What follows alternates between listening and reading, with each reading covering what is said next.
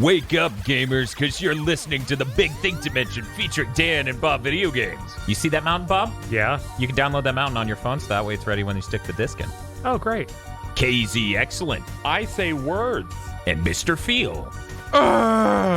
Here on GigaBoots. Hello, KZ. Hi, that's me. We seem to be an hour and 1 minute late exactly. Any idea why? And you know it's extra special because, like, you put these up on YouTube and you can't schedule by single minutes. So it's extra special for us to come out on November 9th, Monday, 5:01 a.m. Central Daylight Time. Thank you so much, company that is maybe instigating this. My girlfriend appreciates my phone alarm going off in bed to wake me up to hit public. But how's it going, everyone? What you been playing? Bob, we didn't play I think anything. that starts with you. We didn't play anything, right? We're clean this week, No, right? I played stuff, but we also played something on Friday. Deception 4. Oh, that's true. We did do a Halloween stream with Deception 4, the Nightmare Princess. Which, no matter how cool you sound when you say it, is just stupid. The original subtitle was much better. For people who don't know, Deception 4 is the 5th entry of the Techno's Deception series, and this is technically the second version of 4, so 6th. Techno's Deception is a fantastic series where you lure people into a hell house and kill them for Satan. Unless you're killing them for time noids, who are just an allegory for rich people who are blue. That's it. So Satan, yeah. I'm going to be honest. I don't think I got to the end of that game. It might have also been Satan. It was a little weird. I feel like Satan has more integrity than the wealthy. Mythologically speaking, yes. Yes, he does. If Satan actually makes a deal with you, he probably won't betray you.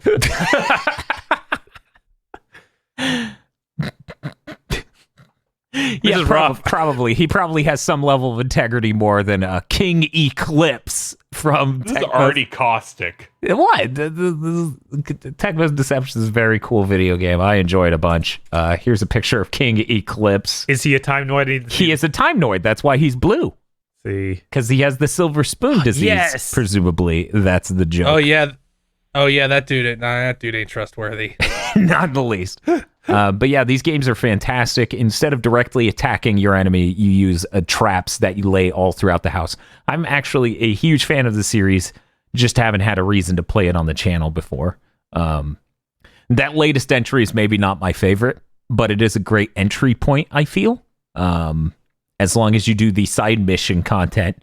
Because they do this thing where as you play through this game, killing people who wander into your hell house, you will get more points and experience and currency to build and invent new traps to kill them with. And traps range from the deranged of a buzzsaw that launches out of the wall and then lodges into their chest and sends them flying, to the absolutely stupid of... Bob, what do you think is the stupidest one we played? I mean, we had on Friday? Obviously, it's the toilet that has the bidet. So a toilet erupts out of the ground and blasts them into the air with its overly powerful bidet. That's one of them. That sounds brave. We let the chat vote on whether we would buy that or the guy from Monster Rancher. Blanking on that poor man. You mean the guy that has one eye? Yeah, the one-eyed yellow dude. I forgot his name already. It's not worth remembering. Predator. Yikes. And everyone decided, because the poll was phrased, which is cooler, a bidet, a toilet, or that guy? And everyone agreed a toilet was cooler. It was rough. I don't know, seemed pretty righteous to me. Sad day for that guy. Everyone loves him so much, we all remember his name. But yeah, it's a really fun game. The whole trick is to set up like a giant combo between all of these traps, and the traps built directly into the house that you can trigger at any time and attack your foes. It's really fun. We'll be getting that live stream over to the YouTube sometime soon, so check it out then. Bob and I also played something that maybe KZ also played. We got a DualSense early, so we played any game that would work with it. Oh, yes. Yes, I did play Yes. Me and Bob played a lot of Third Strike and PS3 games. We got that stream over to YouTube. What did you play on it, Feel? I played Mega Man X and also Virtue's Last Reward because it worked, because it had a DualShock 4 mode on PC. Nice. KZ? I emulated a couple of different things. So I tried Kingdom Hearts 2 on that. I also tried like Mega Man X2 Nice. just to get that D-pad worked in. Yeah. So what are your opinions on the controllers, gentlemen? Do you like it? Is it good? It's really good. Just obviously from touching it. Mm-hmm. Yeah, it has a density and a quality Feels to very it. premium. Incredibly. And as people The most premium controller I've ever held. as people who've owned both Xbox Elite controllers and Scuff controllers, this thing is so far beyond those, and it's not even triple digits in price, which both of those I are. don't even remember Scuff controllers till you mentioned it. The Scuff controller was so bad. It was just a joke. And it was $200. I couldn't believe anyone actually would pay for that. That's sad. It's so bad. Like, how are Scuff they? controller, the shit with the paddles. Yeah. Yeah, that's it. That's why. The paddles. I mean, that always read to me as like an esportsy thing, and my brain is always like, there's a 40% chance anything aimed at like esports people is a scam. Yes. So I never looked at them beyond that. Yeah. This, unlike those, feels incredibly solid. I like how every edge of the controller has a smooth contour all the way up. The outer edges of the DualSense literally fit to my hand perfectly, unlike the DualShock 4, where it doesn't exactly follow the edge of your hand because it gives you a little space to angle for the face buttons and whatnot. But this feels great. It might be, for shooters at bare minimum or 3D games in general, one of the most comfortable controllers I've ever fucking held. Like, it's kind of nuts. I did not expect this controller to feel so premium. Like, PlayStation controllers over the years don't exactly have the best track record of feeling dense and high quality.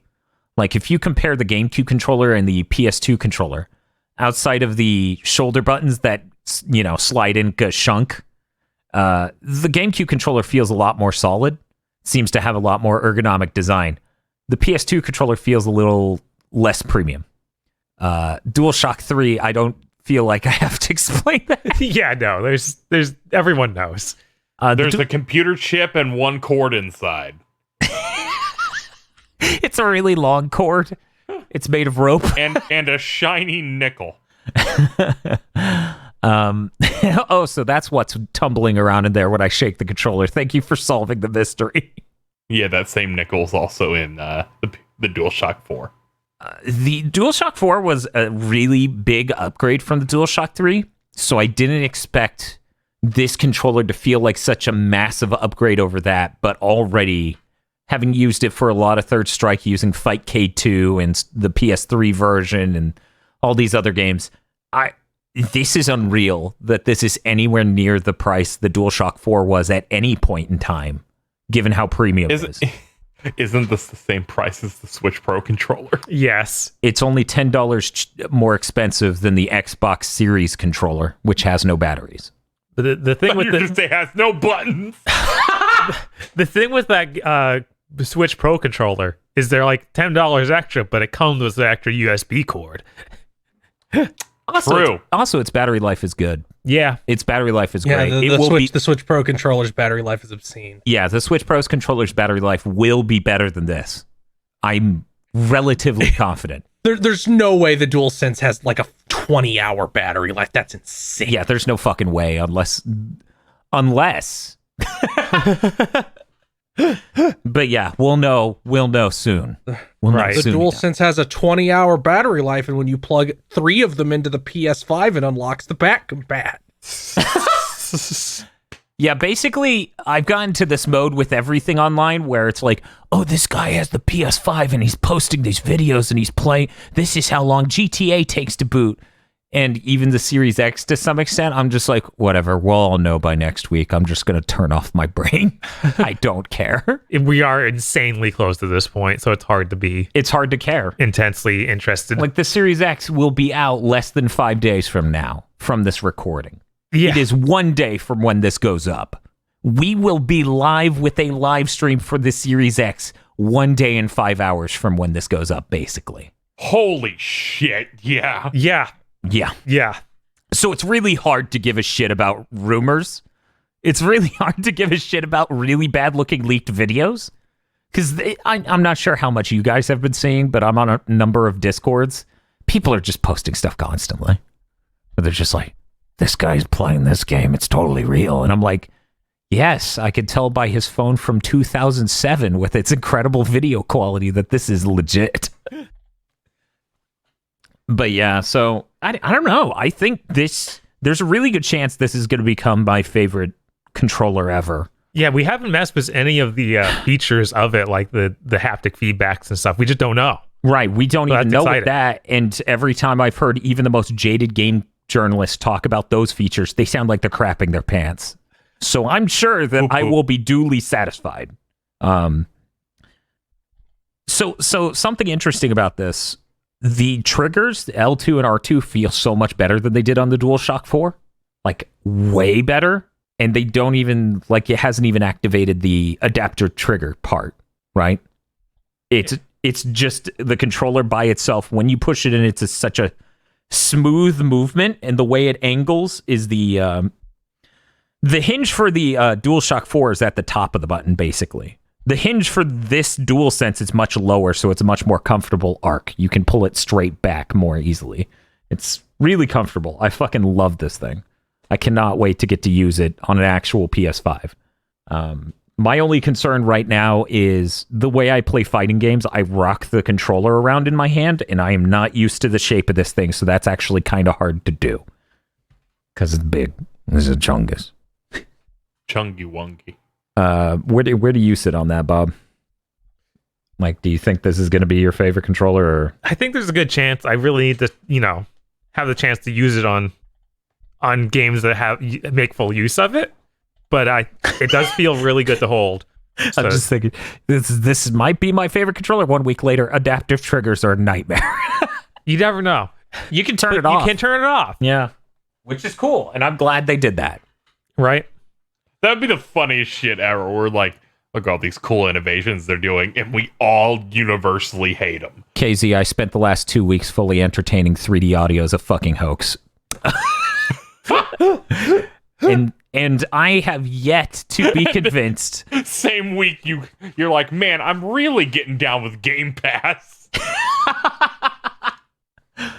I think the 3D audio, I'm worried that it will not be as impressive as you would think all the technology going into it should make it. And that's what I mean by that statement. Not they lied about making that feature, just, it's really underwhelming and I can't notice. And if I can't notice on my insane audio setup that no human being should ever buy, good luck getting anyone else to appreciate it. One thing I am concerned about is, a lot of people are upset you can't use a DualSense on a PS4. I assume one of the main reasons why is they have to do a translation layer for PS4 Rumble to work on the DualSense. And why would they integrate that into the PS4? I'm so sad, man. Why? I played games this week where I could have used the DualSense. Oh no. And I played 40 hours of some games this Oh. week where I could have actually used the DualSense.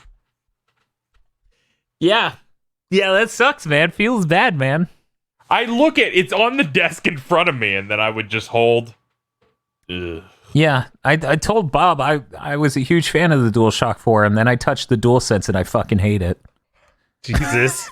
This is ridiculous. It feels Like the design is perfect, audience. Where you look at a DualShock 4, it's got those stupid circles for the D-pad, the sticks, and the buttons. And the way it's shaped just doesn't feel super comfortable. It works, yeah. but then you get the DualSense, it just melts perfectly into your hand for maximum comfort. You're hitting all these, but feels like there's no obstacles to get to where you need to go on this thing. Yeah, and when you combine that with how aesthetically pleasing it is and the construction quality of it, yeah, you bet your ass I picked this up and I was like, oh, this is a joy. And after 2 hours of us playing games on this, I went back to the DualShock 4 and just got mad. So Deception 4 is the last game I touched on my PS4. I'm not playing anything else. This is You why. can't make me. This is why I maintain that when you do your PS5 stream, you got to play Demon's Souls on PS3 with a DualShock 3, and then switch to the new one, and you feel an upgrade in every area. That's just mean. Yeah, but cool. Well, it's a good thing Bob owns Demon's Souls with PlayStation Plus, because elsewise, I don't own a copy of Demon's Souls. Right. Well, you can buy it digitally. But yeah, Stan, deal with the PS3 store on the PS3. No! Yeah, that's truly nightmarish. But yeah, I like this controller a lot. I'm absolutely done playing PS4 games. I'm done. And I'll wait till a PS5 can do that for me. But yeah, I can't think of anything else I played. You also played Phasmophobia. That's true. I played a PC game. I played Phasmophobia with my brother. It was fun. For people who don't know what Phasmophobia is, a team of up to 4 people can go online and play multiplayer together to go into a house that is haunted, and you have to figure out what the ghost is inside. Different ghosts do different things. You have many different tools to help you determine what type of ghost it is. Bob takes 2 steps in and gets his head wrenched off. Yeah. Oh no. No, come on. To be fair, the first time I played with them, it was me, Jim Ratgazer, my brother, and his wife. And they were like, yeah, you need to do things like say the ghost's name or curse it out in order to, provoke the ghost. And I'm like, okay, I can curse it out. And then in just the most calm voice, like a narrator for an audiobook, I keep cursing at it, and it just wrenched my head off immediately. Does it actually take input from your mic? Yes, it is using a Windows tool for speech detection. So, that makes me really happy because I was about to ask, is there like an emote where you can be one of those ghost bros on TV and be like, come at me, ghost! You're a little bitch! That would be really great. As I understand, you can do that with the mechanics. That's even better. Yes, and there is like local or radio chat. Those are 2 different buttons. So if you're doing local chat, people will hear you from the other side of the house in the direction, like in good 3D audio, hear you through several walls away going, fucking fuck with me, ghost, and then all the lights start flickering. And then all of a sudden that guy stops talking on the radio. It's pretty good. The game's fun. It's got problems. We had even more problems when Bob and I both tried to play. Apparently it does not like 2 people on the same IP address trying to play online. Oh wow! Why would anybody ever want to do that? Yeah, no, there's no way. No one has friends or siblings to play games with locally. Correct. Fuck them. I believe for Bob, he booted into the online lobby one time and he was blind. He just couldn't see anything for some reason. I could look at my journal. That's all I could see. Yeah. It was weird. If you alt-tab out of the game, there's a high percentage chance it will break your mic, and you'll just be stuck trying to solve this ghost thing without being able to talk. There's a number of glitches like that. The animations of the game are hilariously bad, so like when you look up, your character cranes over at the hip and knees in the most unnatural limbo-like way. So Jim kept doing that and then hitting the crouch button to pump up and down. And it was just the most insanely awkward looking animation you can imagine.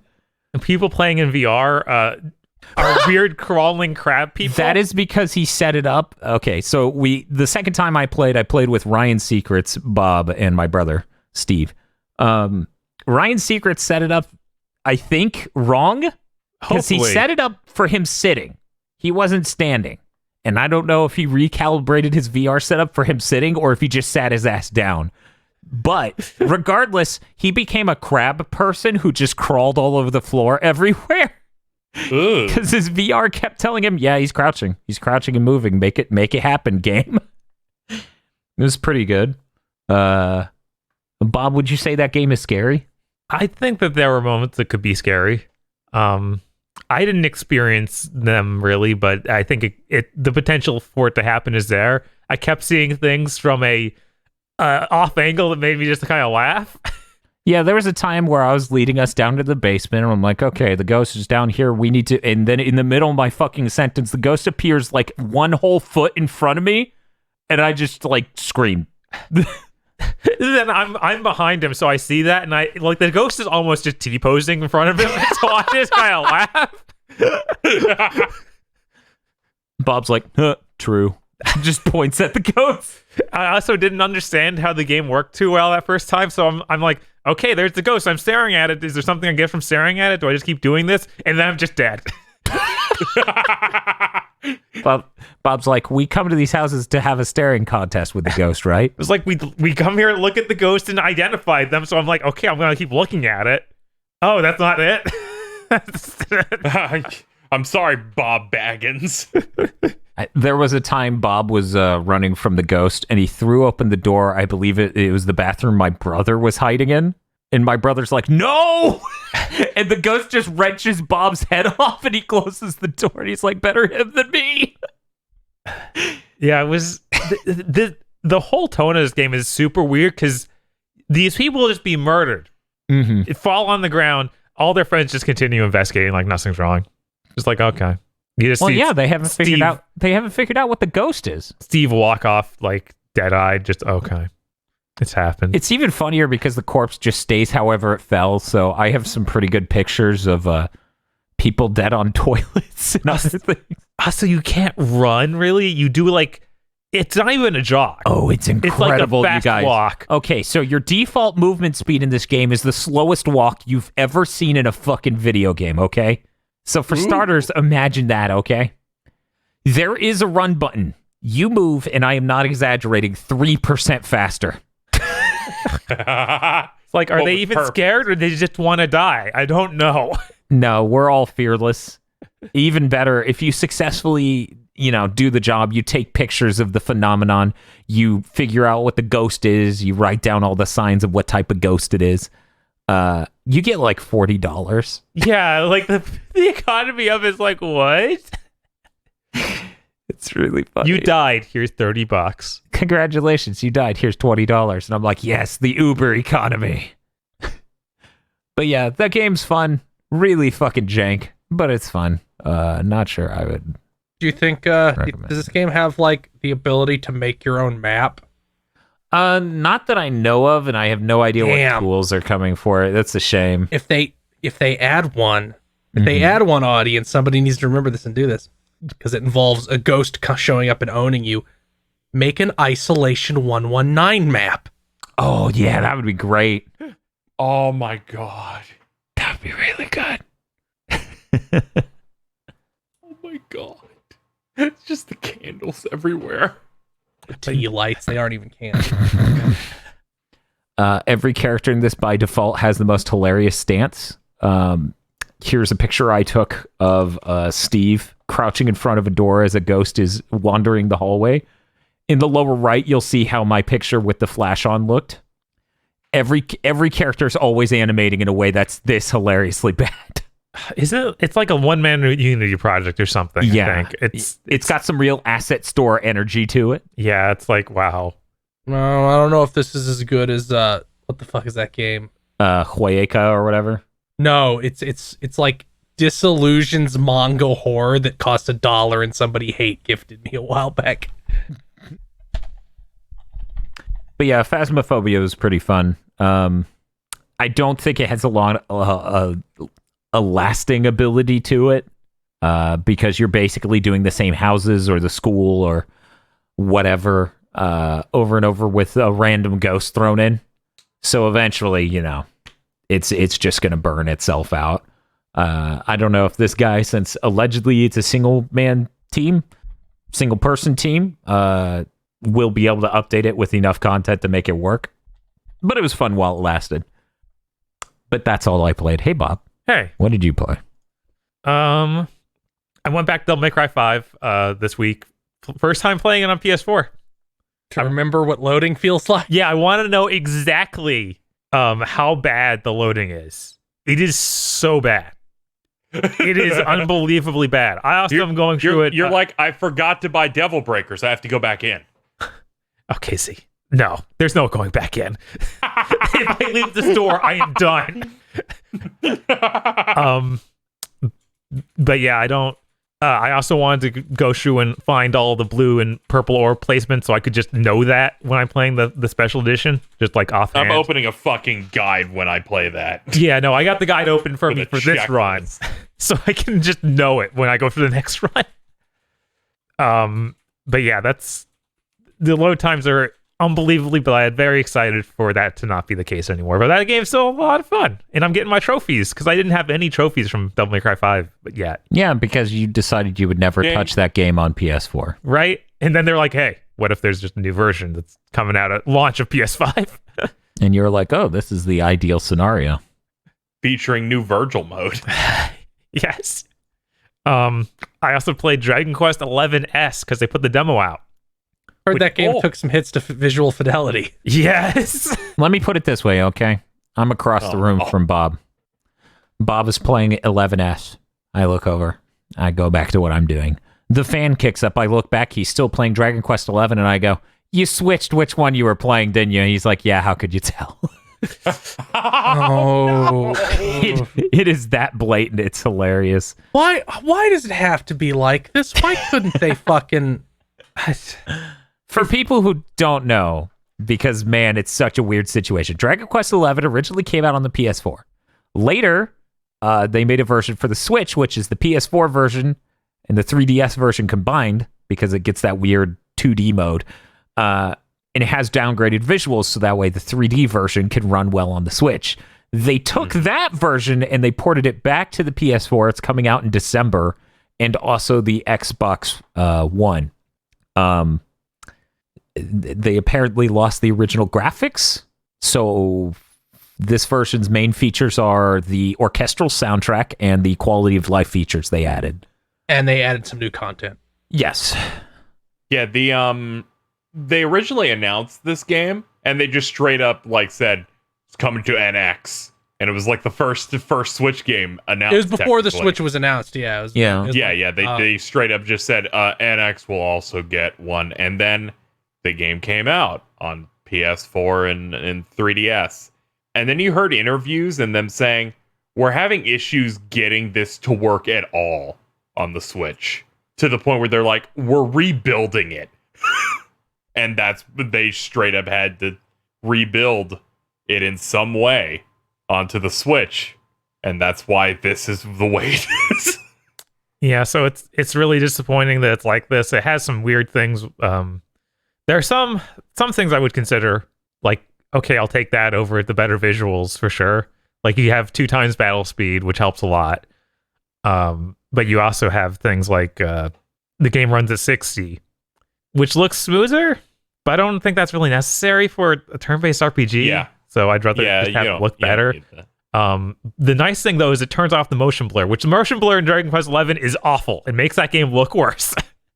Yeah. I'm starting to think our viewers are like, oh, motion blur is bad, or just playing these Japanese games that use it just wrong. Yeah. They only played Type 0 HD. Don't talk about that. The only good I motion will. blur is a dead motion blur. You know what?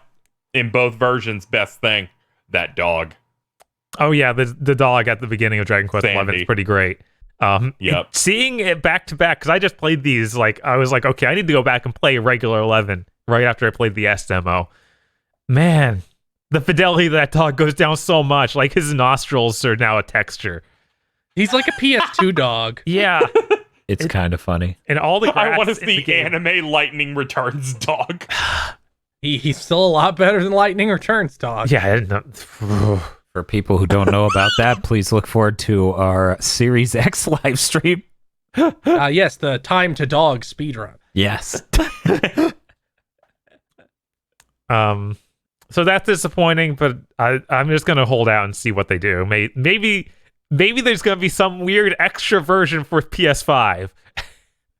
Who knows? We'll have to wait. Who knows? Who knows? Dragon Quest 11 SX, and then I'm like, my third purchase.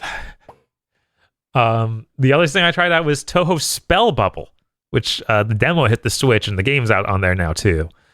Is that like the Bust a Move style thing? Yeah, Yes. the Bust Move style game with weird other elements pushed on top of it, like each match, which it's all like Bust Move, like one-on-one matches, but it plays to a song. So the match lasts as long as the song does, and it's a matter of how many points you can build up over or through that song. Also, unlike Bust Move, it seems like it's only got 3 colors you're working with, so you're much more frequently able to pop the bubbles. And the tutorial is pretty good about actually telling you like what sends bubbles to your enemy, and what your goal is to get points. You also have a button, kind of like what is the name of that puzzle game that you like, Dan?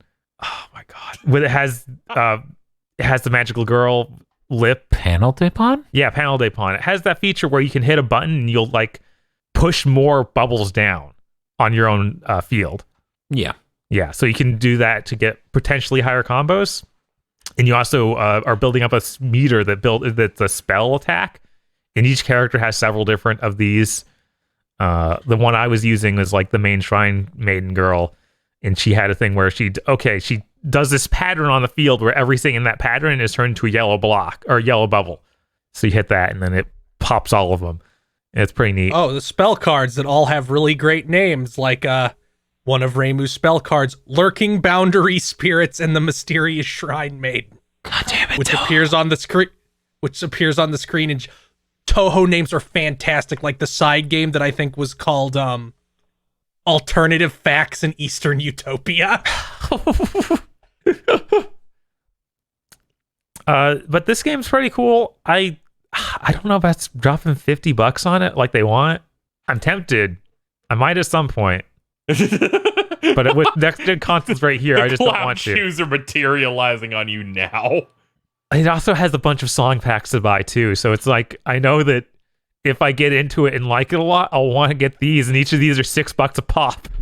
Now the makeup's on your face now and the nose. Hey, now I'm thinking of doing it. Doesn't it come with Bad Apple?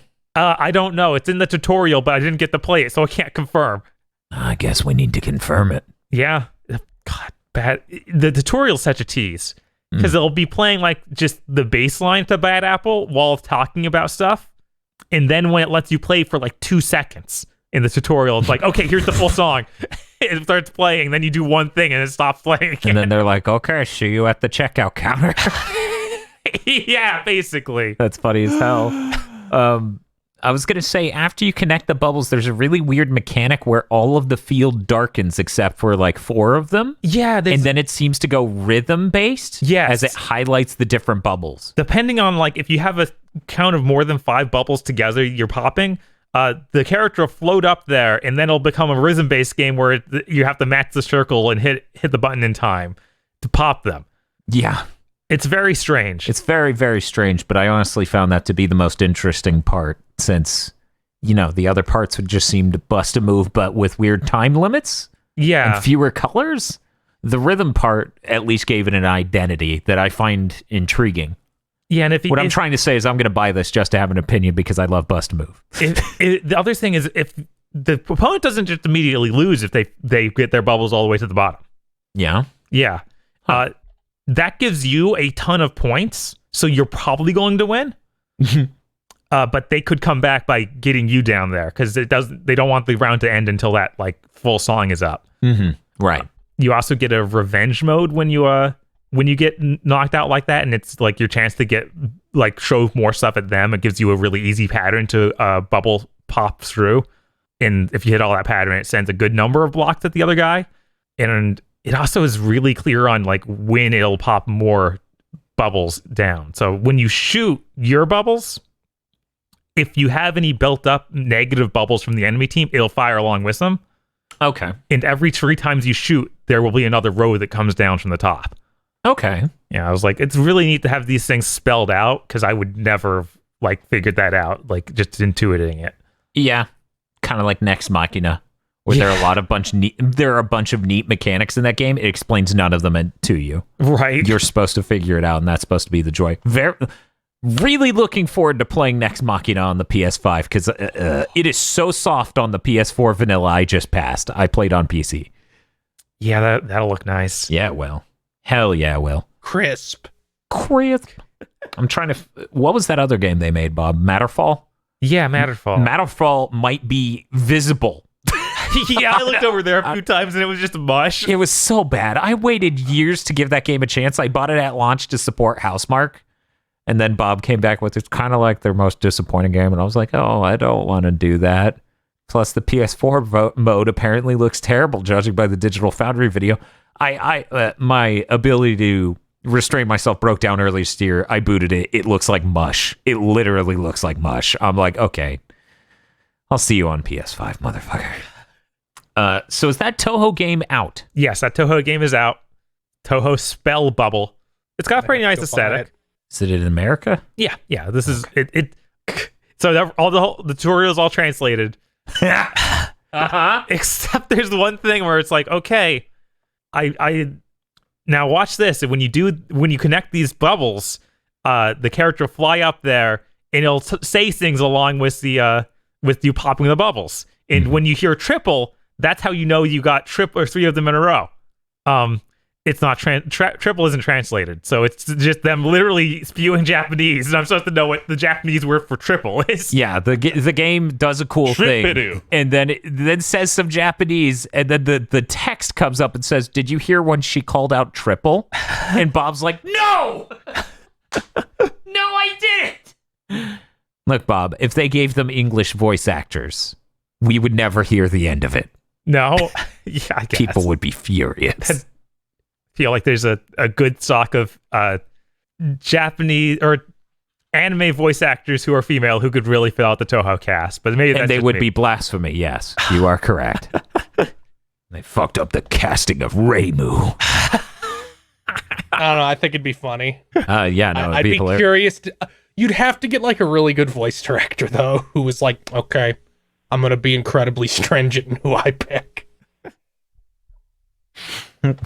We needed to fill a few slots. Christopher Sabat will now be voicing all of these characters. There are no men in that series, I don't think. Oh yeah, I know. There's two. Yeah. There's the guy who runs the shop who's like a cuck. I forget because his role in all the stories is that he just gets abused because he's like a pushover. Trying to remember what his fucking name is. Renosuke. Okay. And then there is one of their dads. I'm not dads, grandfathers. Who I think is like a disco looking character. Is that the father of the person who got that Castlevania-like game, Scarlet something? No. Okay. It is the grandfather of Yomu, who is like the second in command of the antagonist of Eternal Cherry Blossom, I think. I think well, it's this is one. fascinating. we're dropping. Yeah. People can look up Touhou lore on their own time. Bob, did you play anything else? No, that was really it. Oh, okay. We now go from Touhou to AAA video games. KZ, what have you been playing? I was given a code for Assassin's Creed Valhalla, so I've been playing that. I played 40 hours of that game. Oof, that's a lot. Yeah, not done. I was gonna ask if you beat it. I was hopeful. I was like, maybe. I have not. Yeah, that game's all right. So I went in with like medium expectations on this because the time they showed it, I don't think it looked incredibly good. But so it's another one of their RPG outings where instead of the more traditional stealth stuff that they were doing until now, this is the third one of those they're putting out. You play as the Vikings. The general concept is you're in Norway for the first like intro part of the game, and then you very quickly go, we're just gonna conquer all of England, and then you go off and you start doing that. You get to play as a a character called Eivor. You get to choose like their gender and everything after a short little intro segment and stuff.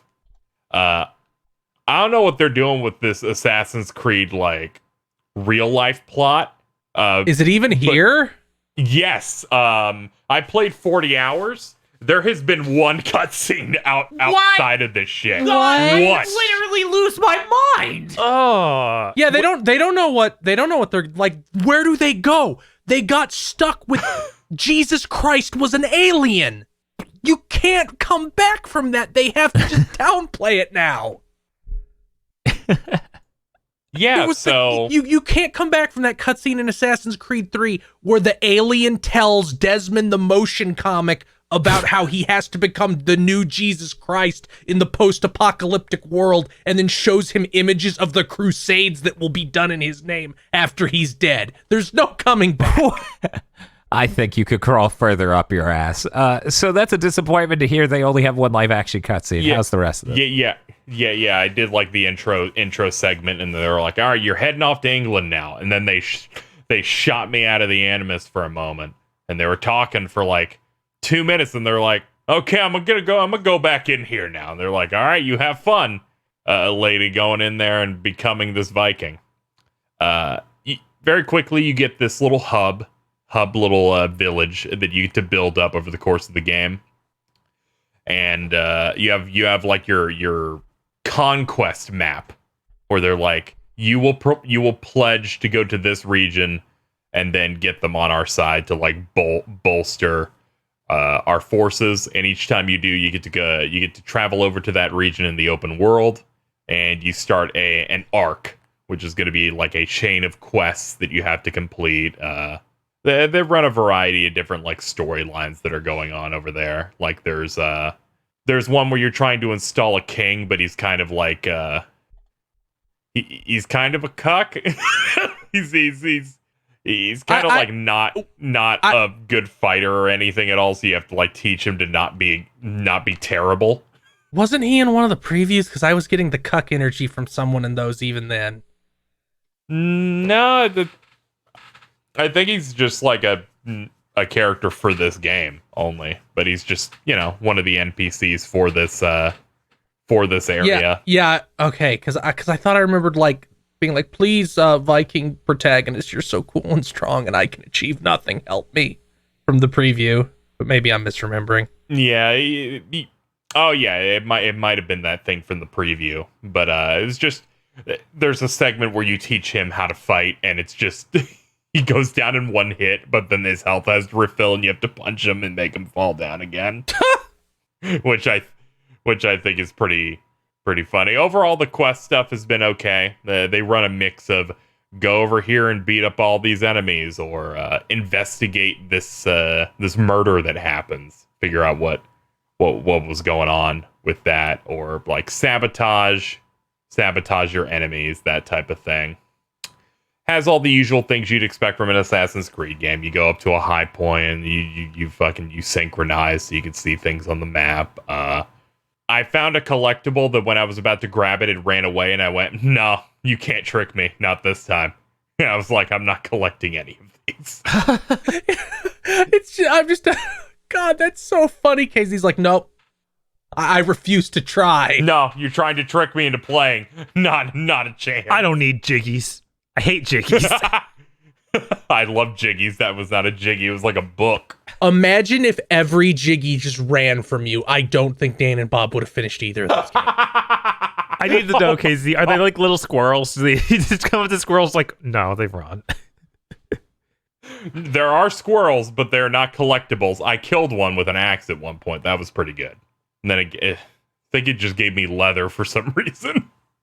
I think in another Assassin's Creed game, Unity I think you started grabbing like pages and they'd run away from you. You'd have to chase them down.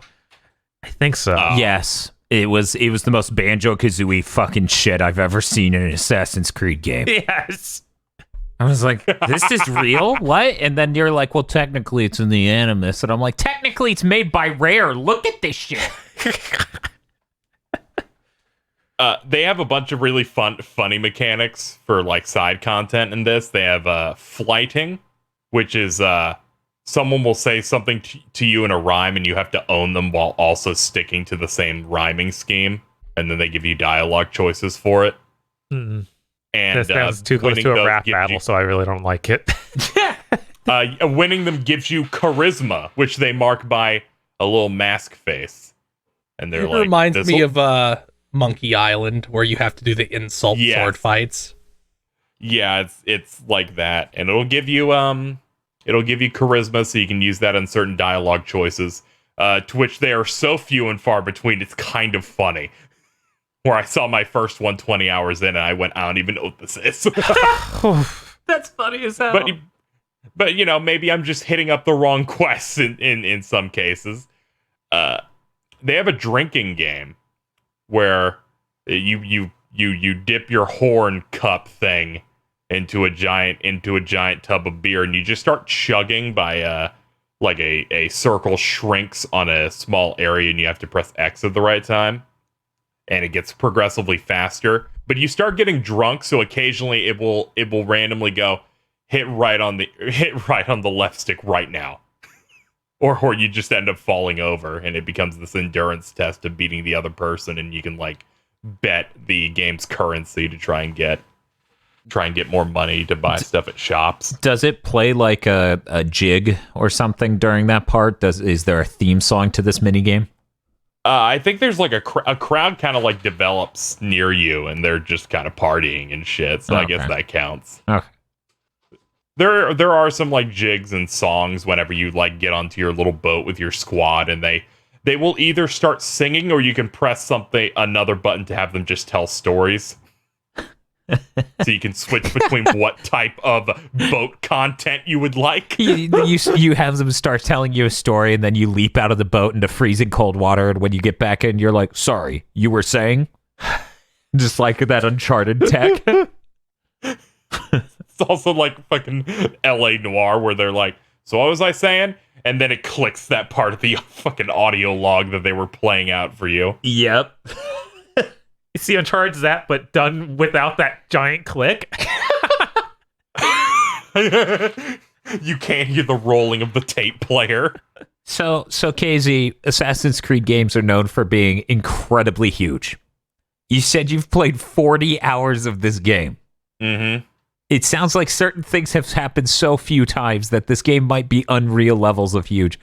About how far into this does it feel like you are based on like map stuff and other things? I feel like I'm like 80% done. Okay. Oh, I was really scared about what you were going to say. Yeah, I thought he was going to say about half. Yeah. I'm gauging it based on the map. I'm going to be seeing through the rest of it soon, so I can just get it away from me. Because good God, it's so big. There's so much land mass in this. They're like, it's our biggest world yet. I'm like, that's not a good thing. Stop doing that. Stop, please. Why are they? Why it doesn't need to be that huge. Todd Howard did a thing this week where they're like, Starfield's gonna be our biggest fucking map ever with the motion. I'm like, no. I mean, Starfield's in space. It should be, but a lot of that shouldn't be, landmass. Yeah, and it's fucking England, and these are the worst location names I've ever seen. They're probably all real. So you're like, I know, fucking, you go up, and then fucking my character's like, what's going on in Oxfordshire and fucking Grantabridgeshire? Oi, mate, what's going on at Upton Snodsbury? Fucking British people with their stupid names for towns, right, Bob? Yeah, I'd never been to some place called Niceville. Jesus. Niceville's a million times better than Bryant's Puddle, Pickle Scott, Okay. Blubber Houses. Okay, up until that last one, these were really good. Yeah, I was like, Blubber House is the only bad one here. I don't know what's wrong. Over P-over, Wet Wang, Papelwick, Great Snoring, That place sounds nice. Curry Mallet. So KZ, you Droop. think, Throop. you think you're gonna be able to beat this game before the new consoles come out, or are you gonna be playing something on the? Yeah, I was like, do you want to just wait and play it on PS5? No, I do not want to. I do not want to wait that many days to. I'm just gonna slam my head into it until it's like done, and I hope it turns out all right. Hey there, guys. This is KZ adding a little bonus segment to Big Think Dimension. Phil suggested that I do this because I was talking to him about Assassin's Creed because I finished playing it, and he's like, "You should put this in, that way that the podcast has my final thoughts." And now. Because obviously I finished it up before Big Think would need to come out. So that makes sense. Here we are. Let's go. Assassin's Creed Valhalla is dope for a while. I'd say it's around like a 7.5 type of game. But on next gen, it could probably hit an 8 because of the performance. You're cutting out the major problems I feel like the game will always have, like load times, better frame rate. Better image quality. I feel like you can get better resolutions and all that stuff. That would help a lot. But the problem here is the things that broke my heart is just generally how hot this game came in. It is buggy out the ass, and a lot of those things completely ruined my experience and have left me more upset and just furious at a game than I have ever have been in a very long time. I've dealt with a lot of glitches in this game. Stuff like not being able to talk to NPCs because I didn't position myself right, or the talk command just doesn't work anymore. I go across the street and run back. They still won't let me talk to them. I have to reload the map via checkpoint or fast traveling to a place I'm already in to get it to work. Stuff like that. Stuff like the game crashing 14 times, making me have to suffer, just doing the math, over 35 minutes of additional loading as a punishment for every crash. Because I think about it in my head, I added up, it's like 35 or 40 minutes straight of loading to get back to where I was because the game just kept crashing 14 times. That is absurd. You add on stuff like that. You add on stuff like cutscenes playing multiple times because the game just forgets you did shit. Stuff like you died. Reload the checkpoint. All right, let's continue doing this quest I'm on where I'm in an enemy base. What do you mean the game has stopped tracking my quest and is tracking something 5,000 meters away halfway across this game's world? Why? I can't tell you. The quest never changed. The game just shit its pants. But to top it all off, the main problem the game has is that toward the very end of the game, I have to imagine I was like 95% of the way through it. By the way, I think on the podcast I said something like I'm 80% of the way through at 40 hours. No. I feel like it was that. I feel like 65% was probably more accurate. I don't know. I'm not a good math guy. All I'm saying is that I was very, very close to the end of the game, probably the last 3 hours here. And then I faded into the next segment of the game, and the game glitched. Glitched beyond repair. Because there were no NPCs around, using the game's like detective vision-esque mechanic where you can see objectives glowing by just clicking in a stick. That didn't work. Like, it didn't show me anything. It was a dead end. I couldn't get in or out of the situation I was in, and the map was disabled. There was no way to progress. There was no objective. I couldn't leave. The game was broken. Upon loading, upon relaunching the game multiple times, I almost thought about reinstalling the game. But I'm not going to that level. Because I'm like, if I can, relaunching the game 3 times, loading the game up to an hour backward, and redoing content, everything that I did not give me the ability to progress. I was trapped. The game unwinnable. The game unbeatable after 60 hours. I spent 60 hours to not finish a game. So, yeah, this game, as it stands for me, is like a 0. Because I couldn't finish it. Like, I'm just drained. I'm just so drained. Because toward the end, I was actually, like, really getting into some of the stuff that they were doing, because I think they actually did some really cool stuff in this game. But as it stands, it fucked me bad. And, yeah, I'm just really sad about that. Very unfortunate. If you're thinking about picking it up, my honest take is wait 2 or 3 months, maybe around the time you might have a next-gen console, and then pick it up. I'm sure it'll be like $40 or $30 by then. then I'd say it's probably worth it. It's probably their best of the open world RPG Assassin's Creeds. It does a lot of really good stuff. However, the state it's in now is fucking embarrassing, and they need to fix that up. I will likely never go back to it because this left such a rotten taste in my mouth that I wasn't allowed to finish it. And that's it. Thank you to Phil for suggesting that I put this in here. We will now be transitioning out of my segment and moving into what Phil's been playing. Hey, Phil. Phil, what have you been playing? Let's see. KZ, you fucking edit these. Did I talk about VLR in any extensive way? I did. Okay, good. I don't need to talk about that. You did. I remember. We talked about it. It was funny. Crackheads. I'll say about that since I got the first ending. Finally, a first ending is hack.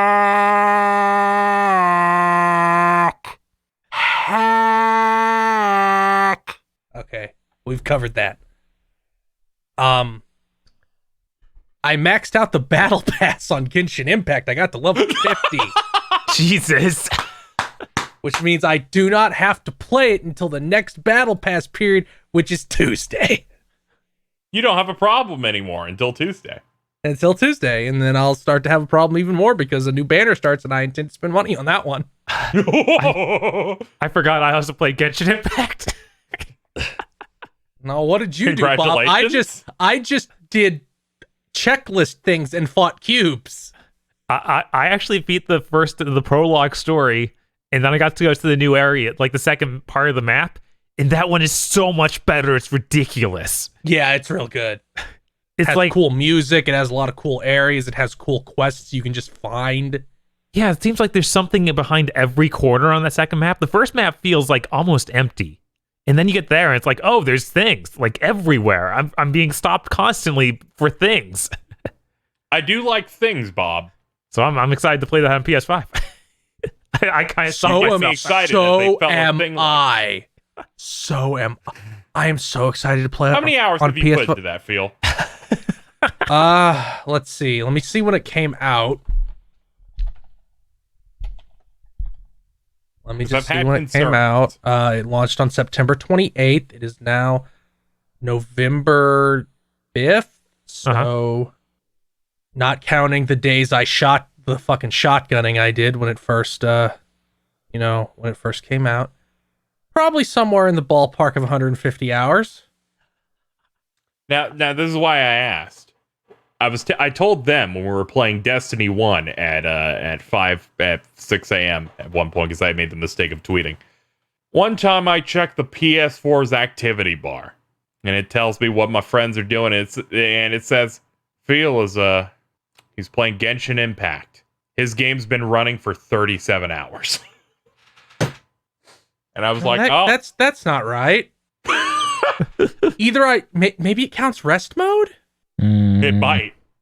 Maybe if I play it, put it into rest mode, then turn it back on, and I'm still in the same game, it will count that as me never closing. Because I can't get to the end of an 18-hour death stream and not be baby who feels his own blood and has to pass out. I did not play anything for 37 hours.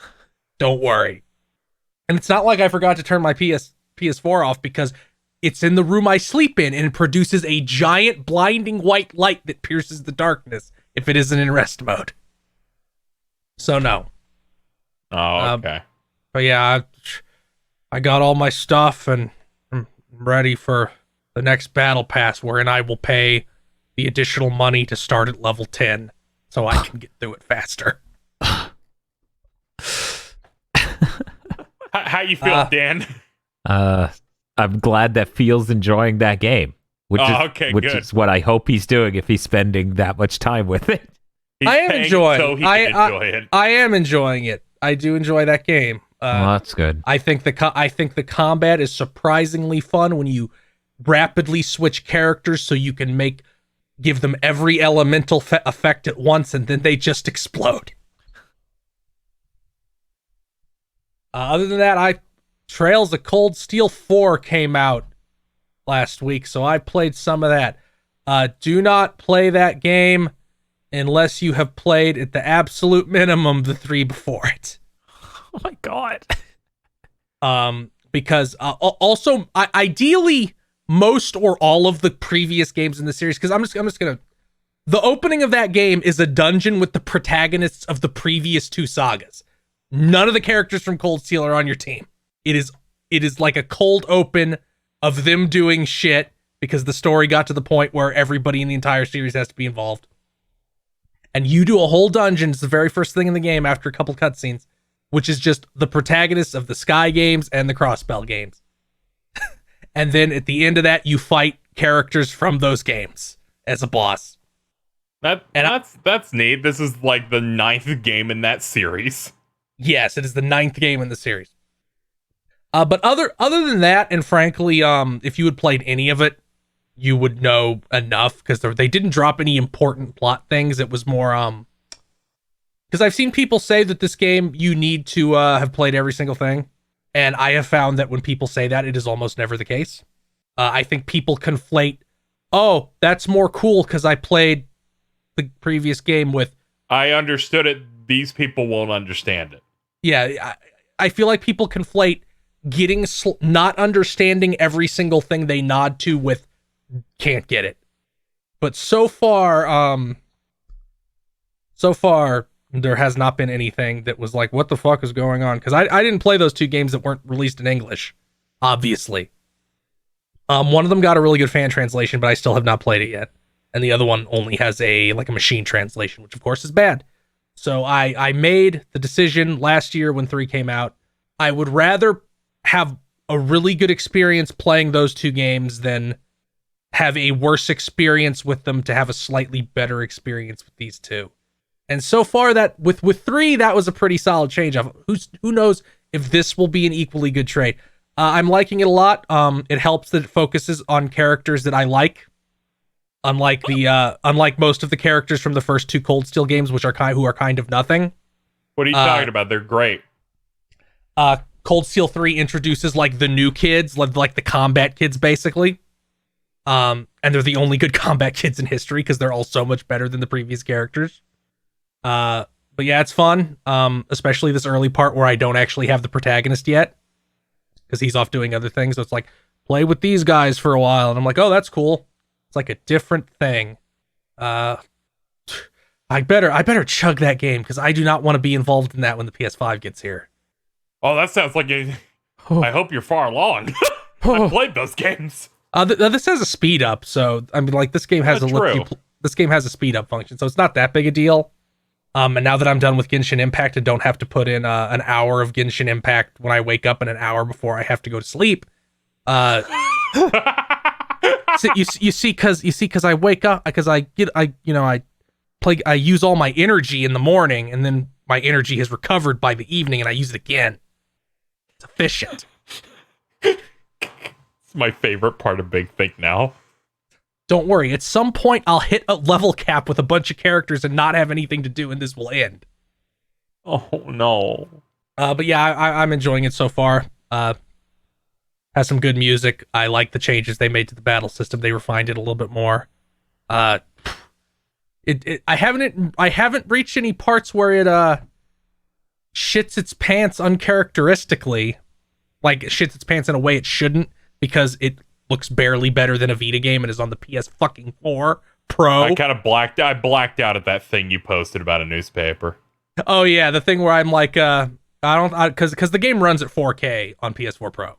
So I posted a screen, and I don't think they understood what they were doing when they made it run at 4K. Because you find a guy reading a newspaper, and it's 4K, so you can see the newspaper. And I'm like, what's this fucking say? Did they actually make textures? This is cool. And then I zoom in at the top of the newspaper. http://squidoo.com/free vintage advertisements collage. Yeah, it's really bad. What? What? Of course. Well, yeah, because they didn't think you'd be able to read it, but at 4K you can. Because it's not like in a Especially scene you when can't go into OLED. Yeah, you can't go into first person or anything. So if this was 1080p, you probably wouldn't be able to see it.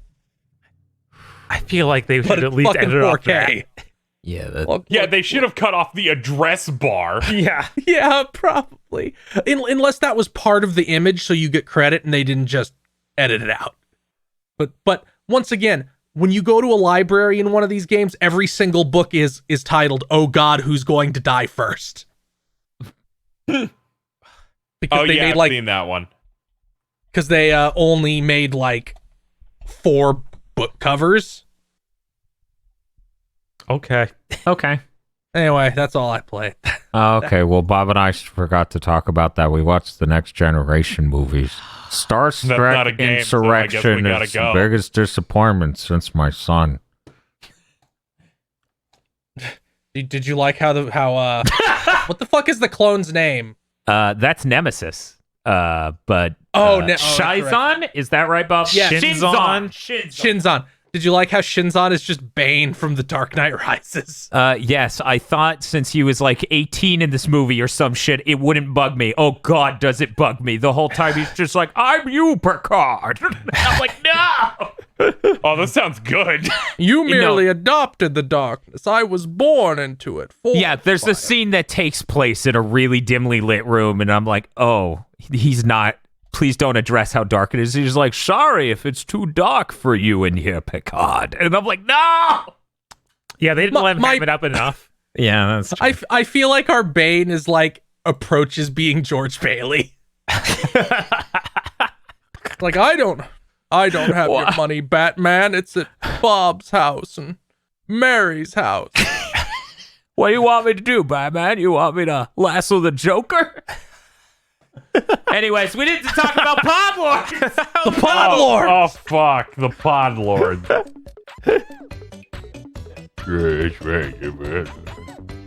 If they always agreed with us, they'd be the Nod Lords. Could you imagine an insane world where we only read the Pod Lord names we find funny? God. You know, if they were big on fishing, they'd be the Cod Lords. I'm gonna need you to read the Pod Lords before I just be the Suicide Lord. I don't see what your problem is, Casey. I mean, these are so great. If they wanted us to kneel, they'd be the Zod Lords. Yes, that's right. The Zod Lords. Zod Lords such as Danny Richardson, E. Lee Broyles. Third birthday went. PS5 waiting room. Oh, God, let us out. Last one. Red Blaze 27. Jesus Boy Jucifer. What? Suzu Shiro. Emperor Zero. I put a smile in your Podlords. Good smile. Yeah, it's a great smile. What a smile. Knifeville Zero, the race to get a PS5 before Doug Walker releases the Radical 6 virus, turning 6 billion people into Gex maniacs. I sure hope somebody's updating that fucking wiki, or that's gonna be impenetrable. Nope, no one's updating that wiki. The ADD took it away from them. The next president of the United States. I'll go ahead and spare you people. It's a picture of DSP. I'll let you figure out which one. It's him making the face, isn't it? Yes. CD Projekt Red has just arrived to help count ballots in Nevada. What, are they gonna what, are they just gonna get the whip and be like, well, this is what works at home? Whatever gets them to hurry the fuck up. What, we're sending the CEO over? Jesus. Fuck it. Devil Summoner Raido Kuzunoha versus Digital Devil Saga Switch Edition. No, I don't need some I am Spartacus shit happening to this Podlord. You specifically asked for this, and here it is. God, that's even worse than I expected it to be brutally honest. That's incredible. The fact it obliterates her nose really just makes it deeply horrible. When she sees a really good sandwich. It's that thing from the It's that thing from the early episode of TNG that's just eyes and a mouth. Oh my god. 101 Shades Hey, of Dan, how's Wonderful it going? is excited for next gen. So am I, buddy. WTF Spider-Man. Me when I see his face. Okay, why are you doing this to me? Mrs. Is like spams. Added an S to everything. Okay. That's all they did, and I don't know why. Sheriff Pecan. Mr. Feel, A-posing to assert his dominance as he betrays KZ to escape from the nonary game. Oh, I would absolutely betray KZ to escape from the nonary game. That's fucked up. Something contrived will happen to stop you. Fair. Mobile Suit Gundam Crossfire. Oh man, Ooh. it's just Is a it like a- picture of a slideshow. Oh, see, I was It's a hoping PowerPoint icon. I was hoping it would be like a Gundam photoshopped onto one of the discs from Crossfire, the board game. Crossfire, you'll get caught up in it. Crossfire! Look at this photograph. Every time I do, it makes me laugh.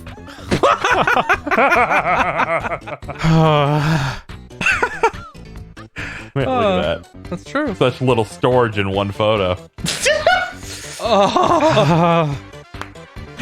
YouTube really trying to hype Shiny Mew up for the eventual Naruto podcast. Get season, season 807.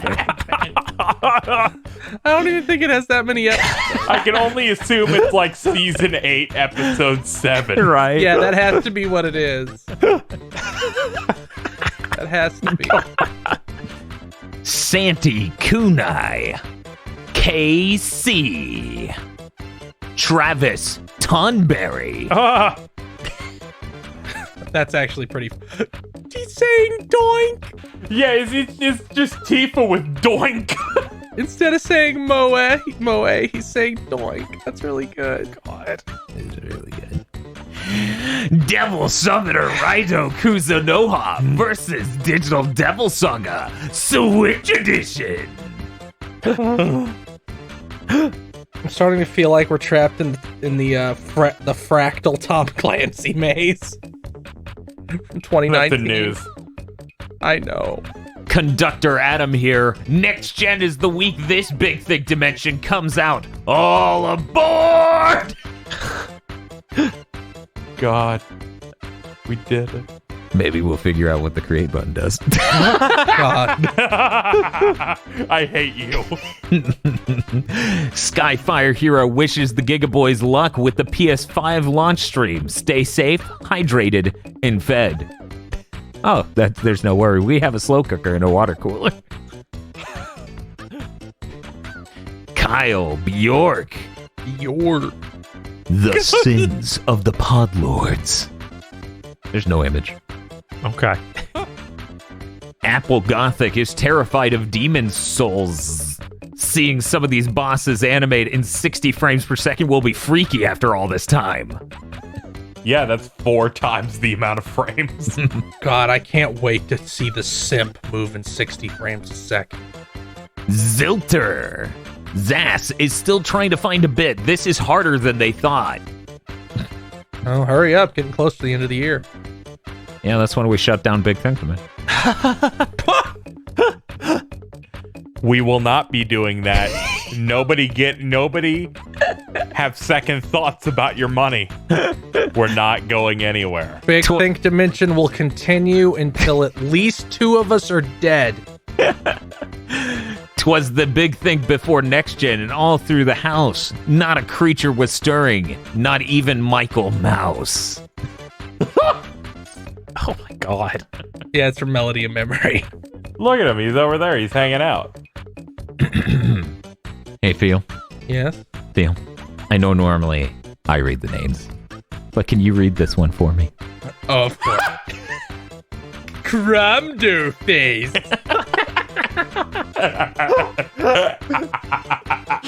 Thank you, Phil.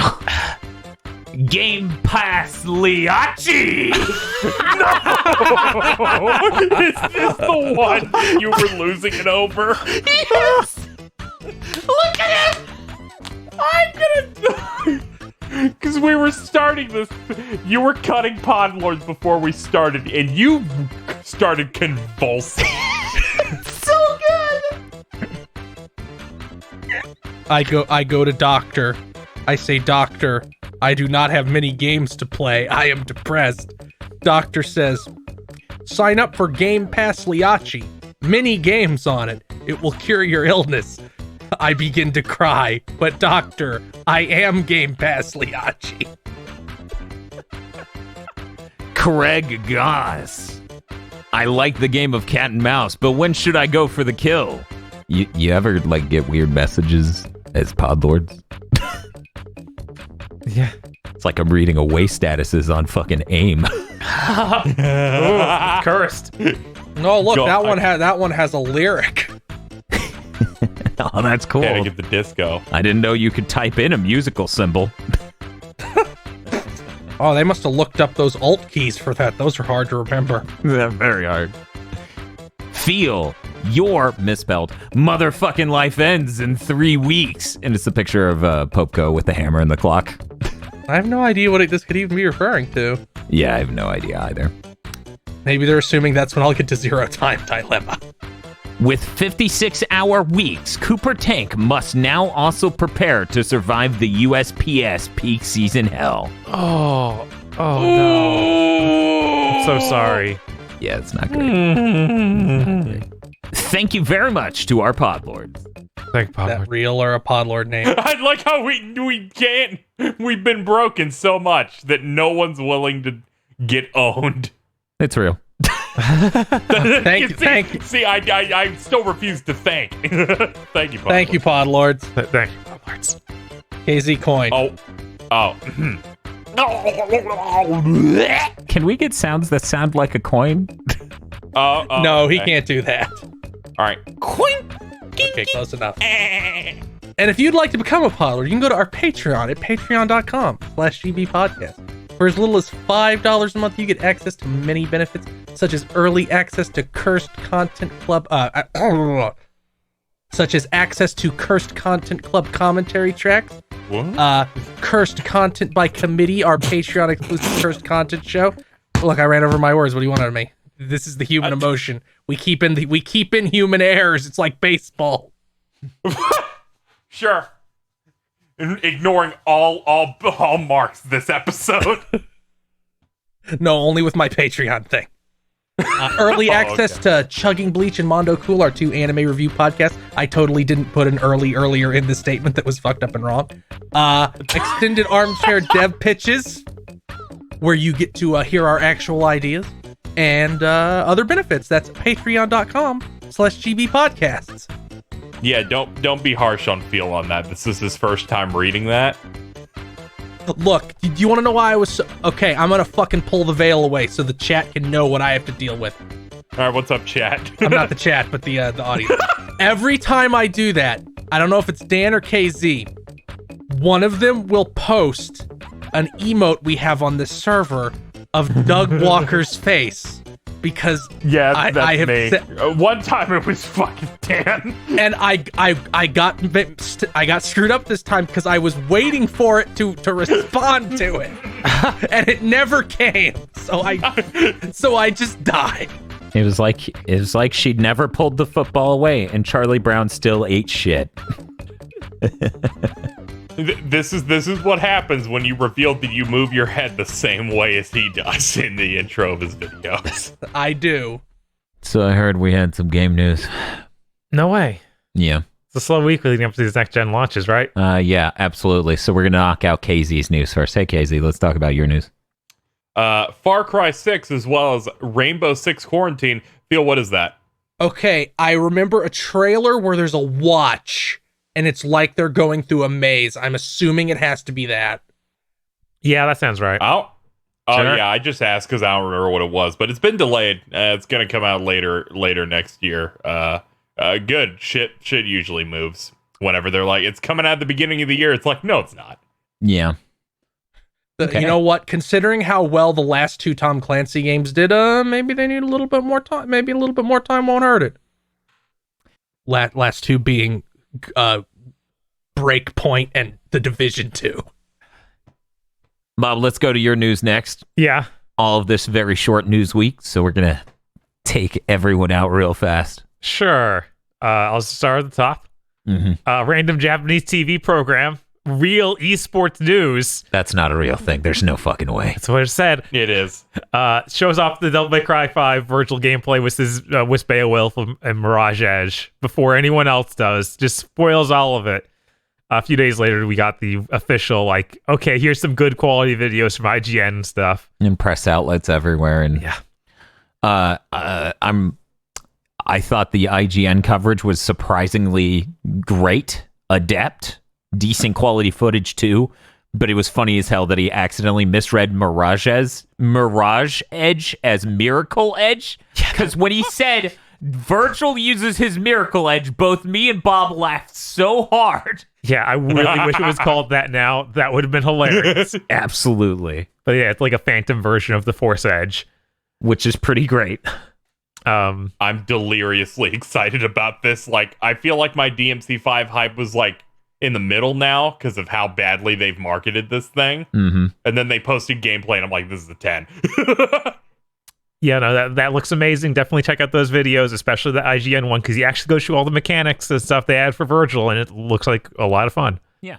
When that part in that room that's like the end part of like the hotel segment, and he just does the spin move. Yeah, it looks like one of the breaker or devil breakers moves that Nero gets, where he like spins around. Mm-hmm.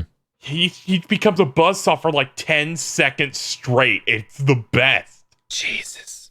Yeah, they had lots of really crazy OP moves. Like it used to be just the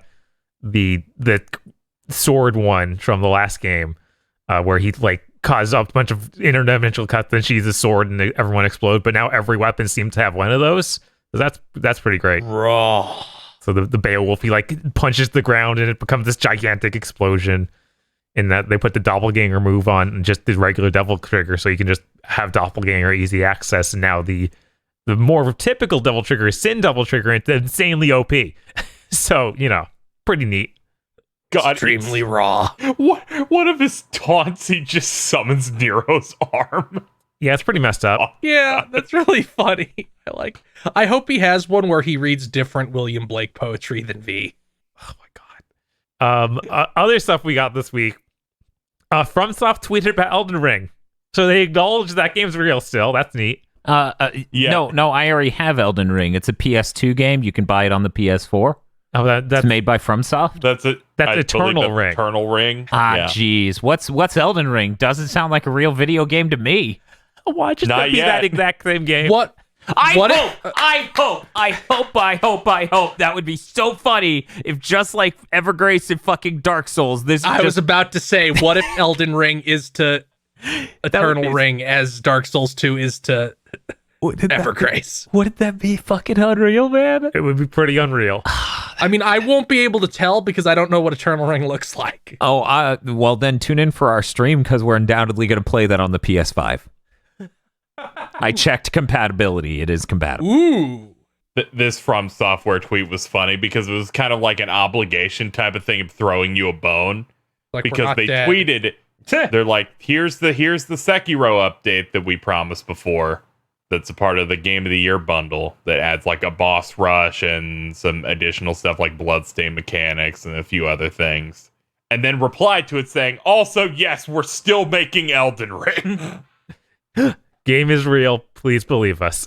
Well, that's good. Do we have any other games that needed to let us know they're still real? Gungrave Gore posted their Halloween screenshot to talk about, hey, we're still working on Gungrave Gore. It's real. This had a trailer. I watched it one time. It was okay. Not a winning trailer, but it was all right. I mean, it was pretty great, but it wasn't the greatest. Right, unfortunately. We couldn't quite get there. Yeah. And then Bloodrayne 1 and 2 Terminal Cut. What? Got announced for PC. Comes out November 20th. Bob, didn't these games come out in like 2000? Yes. Yeah, basically. But now new publisher owns them. And they were really excited to get the rights. Apparently, these are supposed to be actually high quality, like redone PC ports. If you own the old game, you just have access to these. Like they give you the free upgrade. Hell yeah. That's insane. Yes. They give you 4K, 4 times anti-aliasing being added. All the videos that are pre-rendered are now upscaled. It supports X input controllers, so the typical controller we use on PCs these days. It's supposed to have improved lighting, uncompressed textures, and improved effects as well. The pictures they posted still look really ugly, of course. But that's Bloodrayne. This game doesn't look good. This game is like budget Underworld. But at least, they got it running in high resolution. Is it Underworld budget? Not compared to Bloodrayne. I'm very excited to see the 4K screenshots and videos of the really terrible juggy mode cheat that makes her boobs bigger. Oh my god! Fucking Christ! Of course, that's a thing. Yeah, these games are like really bad and kind of horny, but it's hilarious to see this much work being put behind a re-release of them. I'm honestly surprised it's not like a THQ Nordic thing that's completely remaking them. Yeah, no, I'm surprised. Okay, let's get rid of this one. They announced a Vampire the Masquerade Battle Royale. What? Why? Yeah. I don't know why they announced this. So you could ignore the fact that the other game is doomed. Confusing strategy, but maybe it'll work out for them. Yeah. Another one of those franchises like that Cyberpunk style one, Shadowrun, at the beginning of the 360 was like, why did you make this? Where it's just a genre that does not fit the series at all. Yeah. Yeah, it's extremely weird. It's extremely weird to take a tabletop RPG system and be like, it's a battle royale, and apparently it has like an NPC that will spawn in and try to kill people also. Whatever. Yeah, okay, whatever. It's being made by a studio nobody ever heard of, so it probably will be bad. Even discounting its baffling nature.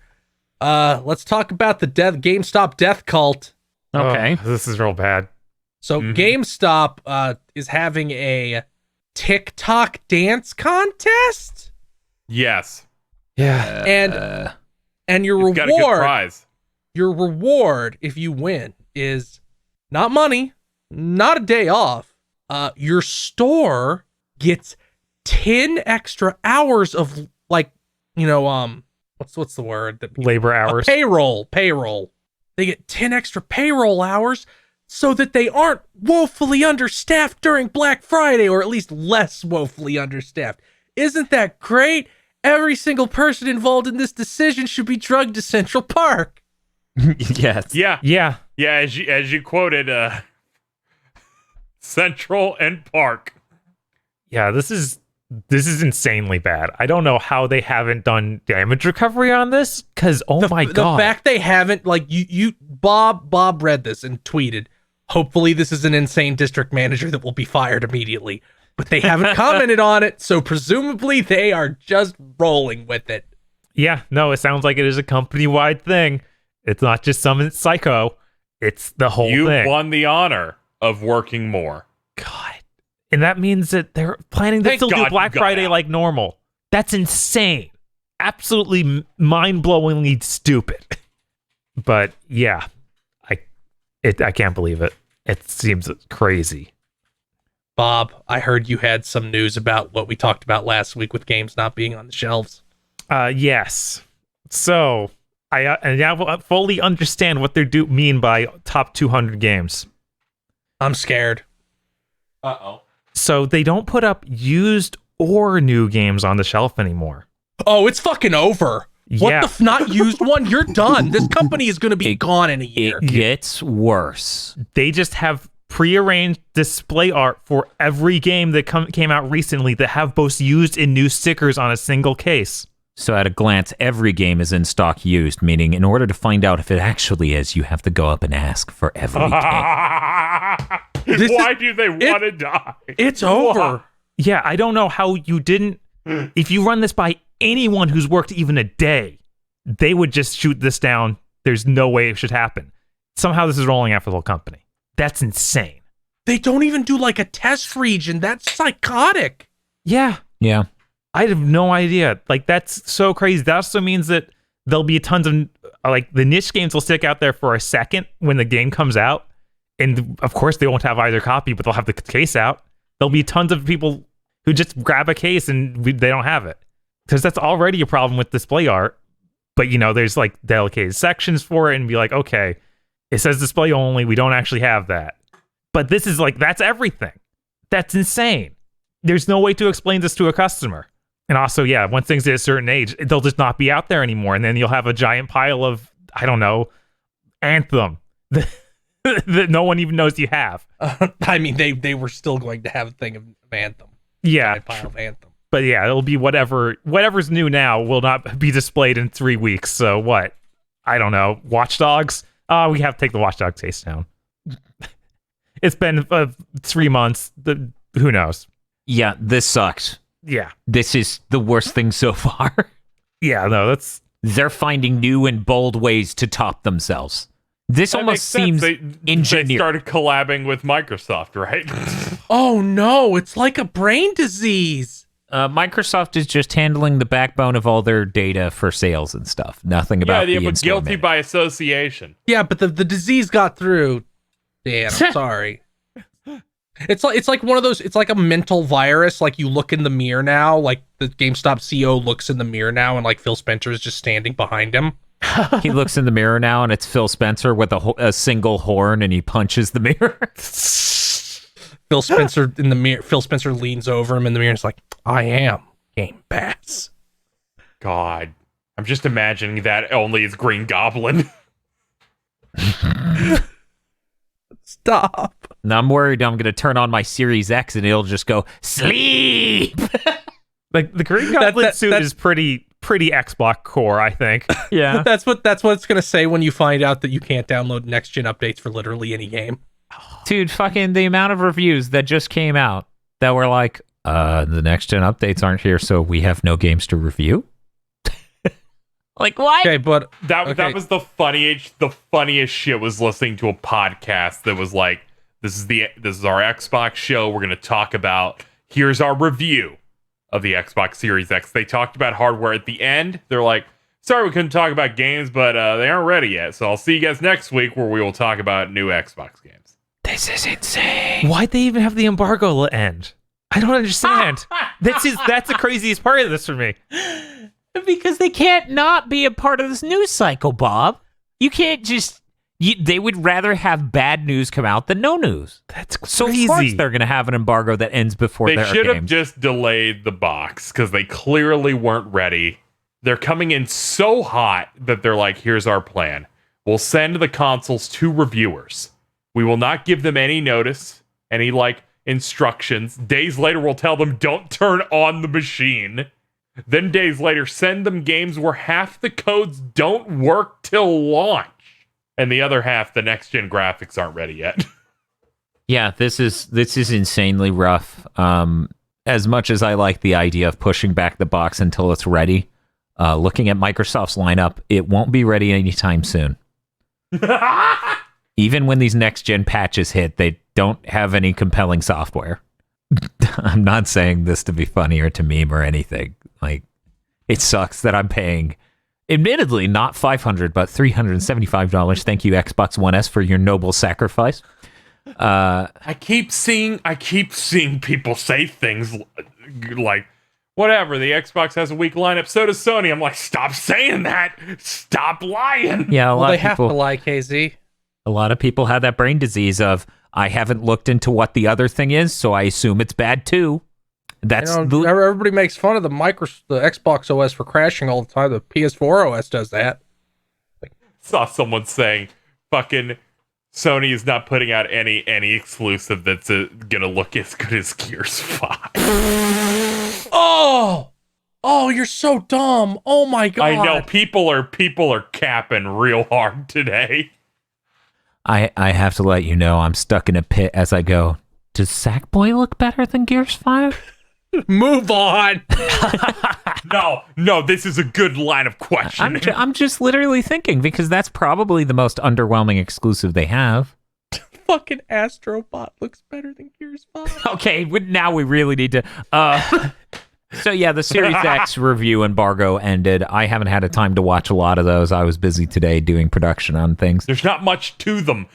That's insightful in a different way. With fucking Daniel Bloodworth's like, I was gonna spend this part of our impressions to like talk about the new stuff with like user interface and everything, but there's nothing new at all. Oh, It's the same shit. I was like, God. There was a funny moment while we were packing up our 1S to trade it in, where once Bob did the delete everything from the Xbox that is tied to our accounts and anything else, it just goes feed me smartphone app, and we go, what? Like, seriously, guys, I can't stress how this screen looks. The Xbox is like, okay, I'm gonna clear myself out. Okay, I'm almost feed me a smartphone app, and we're like, are you done? Go away.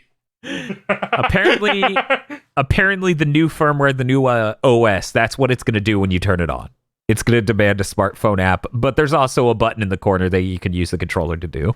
yeah. So I guess it's just an option. It's an option, Thankfully. but it's so much of the screen I fucking lost it and cackled. I'm sure it's just like the one though, where once you turn it on, you have to put in your email and connect to the internet, or else you cannot use the system. Yeah, that's what it sounded like from the reviews. The one I saw, because I only saw one, it's made it sound like that. Yeah, mandatory firmware update. You have to sign in. Yep. Still cool. Yeah. Anyway, hey, Phil, let's finish out your news before we continue with our Xbox and PS5. Sure. segments. Sega is selling their arcade business to another company, presumably due to the pandemic, called Genda. They're still going to be branded as Sega, and Sega is still making arcade games.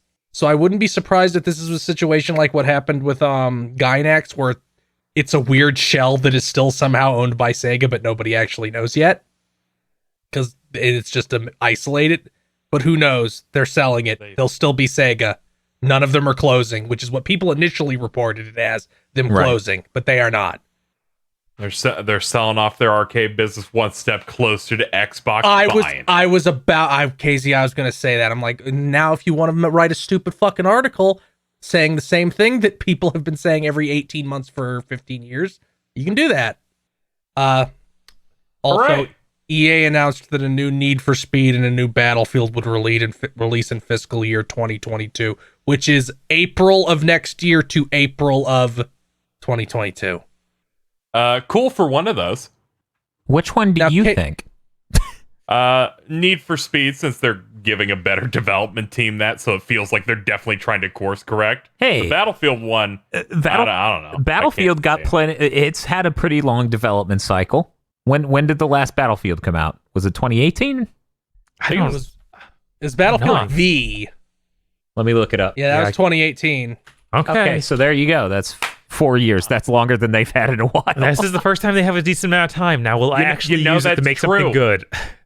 That's true. They didn't make another Star Wars Battlefront, so there's hope this time. You know what? It's fucked up. I thought KZ was going for one stab, and he got me with another. So now I'm just going to say what I thought he was going to stab me with. Mm-hmm. It's true. That person from QA said if they could get that running on the Series S, then anyone can. No, I would not have gone for that one. It was really weird for a person in QA to be so cocky about hardware. Yep. Anyway, it doesn't even ship on the Series S. Oh, that would be that would be insane. The Dice Engine could. Yes, it would. What if it launches as like 32 player max? Its CPU is fine, Bob. Okay. Jesus fucking Christ. It might look like a fucking potato and have no ray tracing, but it'll ship. Only thing I know about Battlefield 5, which was that last one they did, was I'm pretty sure that's the one where they went, we're adding Royale, and then someone booed. Good. That man's a hero. Yeah. That and then it came out post-launch and was terrible. Yeah, 3 months late and was really bad. Okay, I hate this top bullet, but I guess I have to address it. So guys, they're shipping 2 boxes to retail called Xbox. KZ, Pagliacci. KZ, I am convinced you wrote this top bullet. No. Oh my God, who wrote this? Was it Bob? I didn't write this. Okay, so we could just ignore the Call of Duty box and not talk about it? I mean, I don't know if we should do that. The Call of Duty box should probably be looked at. Okay. So, this may have the highest concentration of people quoting my own tweet, where I posted the Call of Duty boxes for Xbox One and Xbox, and how one of them says Series X stuff on them. Sometimes they switch the consoles ordering on them. The thing is that one of them is more expensive and one has the upgrades and one doesn't. And it's impossible for any normal human being to really understand it. I can tell because I got 85 quote tweets at one point. 84 of them were, "Oh my God, what the fuck is going on?" Or "Retail workers are doomed." And only one of them said, "Just buy a fucking PlayStation, asshole." I mean, at this point, yeah. This is insane. What are you doing? One of them says Xbox One. The other one says Xbox.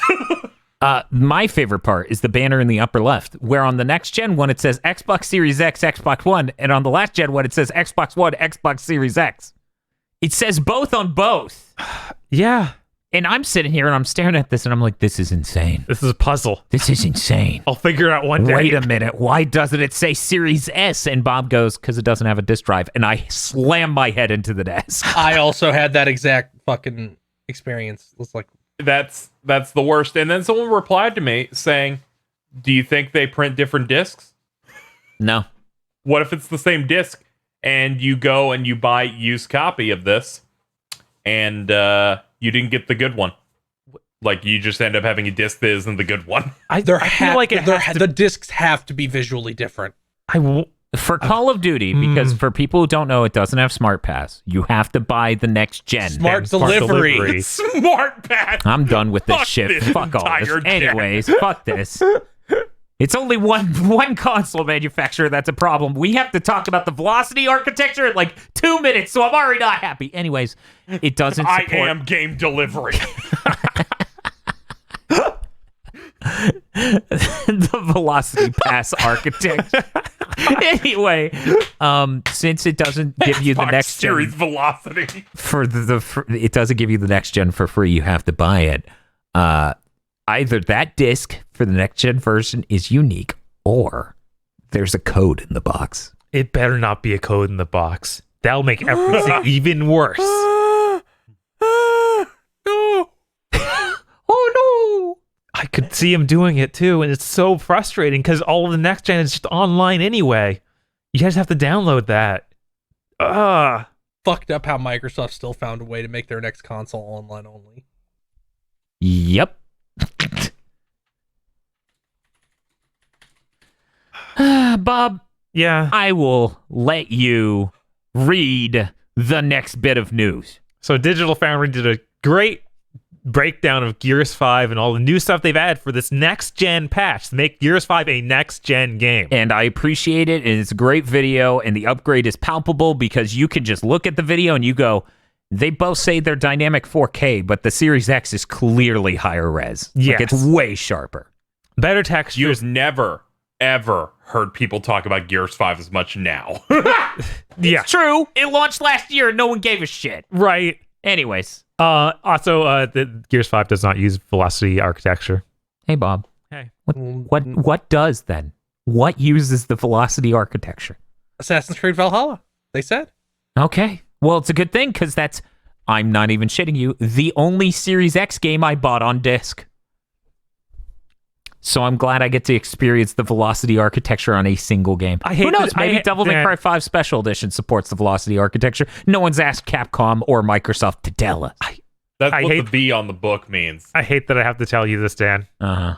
I don't know if you're actually buying the Series X version. You're just buying a version that says Xbox. Checkmate, atheist. So, I'd like to point out that despite all their clucking about Game Pass, the only Series X game that isn't a last gen game that for some reason they are putting on these lists of launch day games is Gears Tactics. Every single other thing is not Game Pass. Oh yeah, those lists came out. I didn't think to check how few things were Game Pass. I saw how I just it's only Gears Tactics. They couldn't even shell out for like Dirt 5 to be on Game Pass. come on. But don't worry, Gears 5 is on Game Pass. Yeah. And it better be good because it's now my only hope for launch week. Yeah, Halo doesn't get the update. What about Ori and the Will of the Wisps at 120 frames per second? That's cool. Also not updating in time, if I remember correctly. No! Yeah, I think they're doing a next gen patch, but we don't get the 120 frame patch till later. So it's really nothing. It's all over. It's all over. This launch week said sucked. it's over on like 8 big think dimensions. Longer than that. Oh, I thought you meant a go. It sucks. No. As It's someone been buying episodes where you've said it's done or it's over when it comes to as someone getting both consoles, I have barely anything to look forward to playing on the Series X, let alone new stuff, right? Yeah. Like everything I'm looking forward to is old. Like The Tourist is a game that came out on Switch over a year ago and came out on Xbox earlier this year. Like Gears 5 came out a year ago. The only reason I have things that I haven't played before to play on the Series X is because I chose to not play them before. Yeah, you actively avoided them because they didn't seem like there's something you were interested in. I'm interested in The Tourist, but I just didn't have time for it. And now it's like, well, it's just you and me, buddy. And I'm like, okay, The Tourist, come hang out with me. You seem like a delightful game. Hopefully Gears 5 is good. I really hope it's good. We had a Gears 5 dude in the fandom, and he shit-talked that game nonstop. And then I was like, yeah, that guy hates that game. And he's like, no, it's okay. I'm like, wait, what? So I don't know what to think about Gears 5.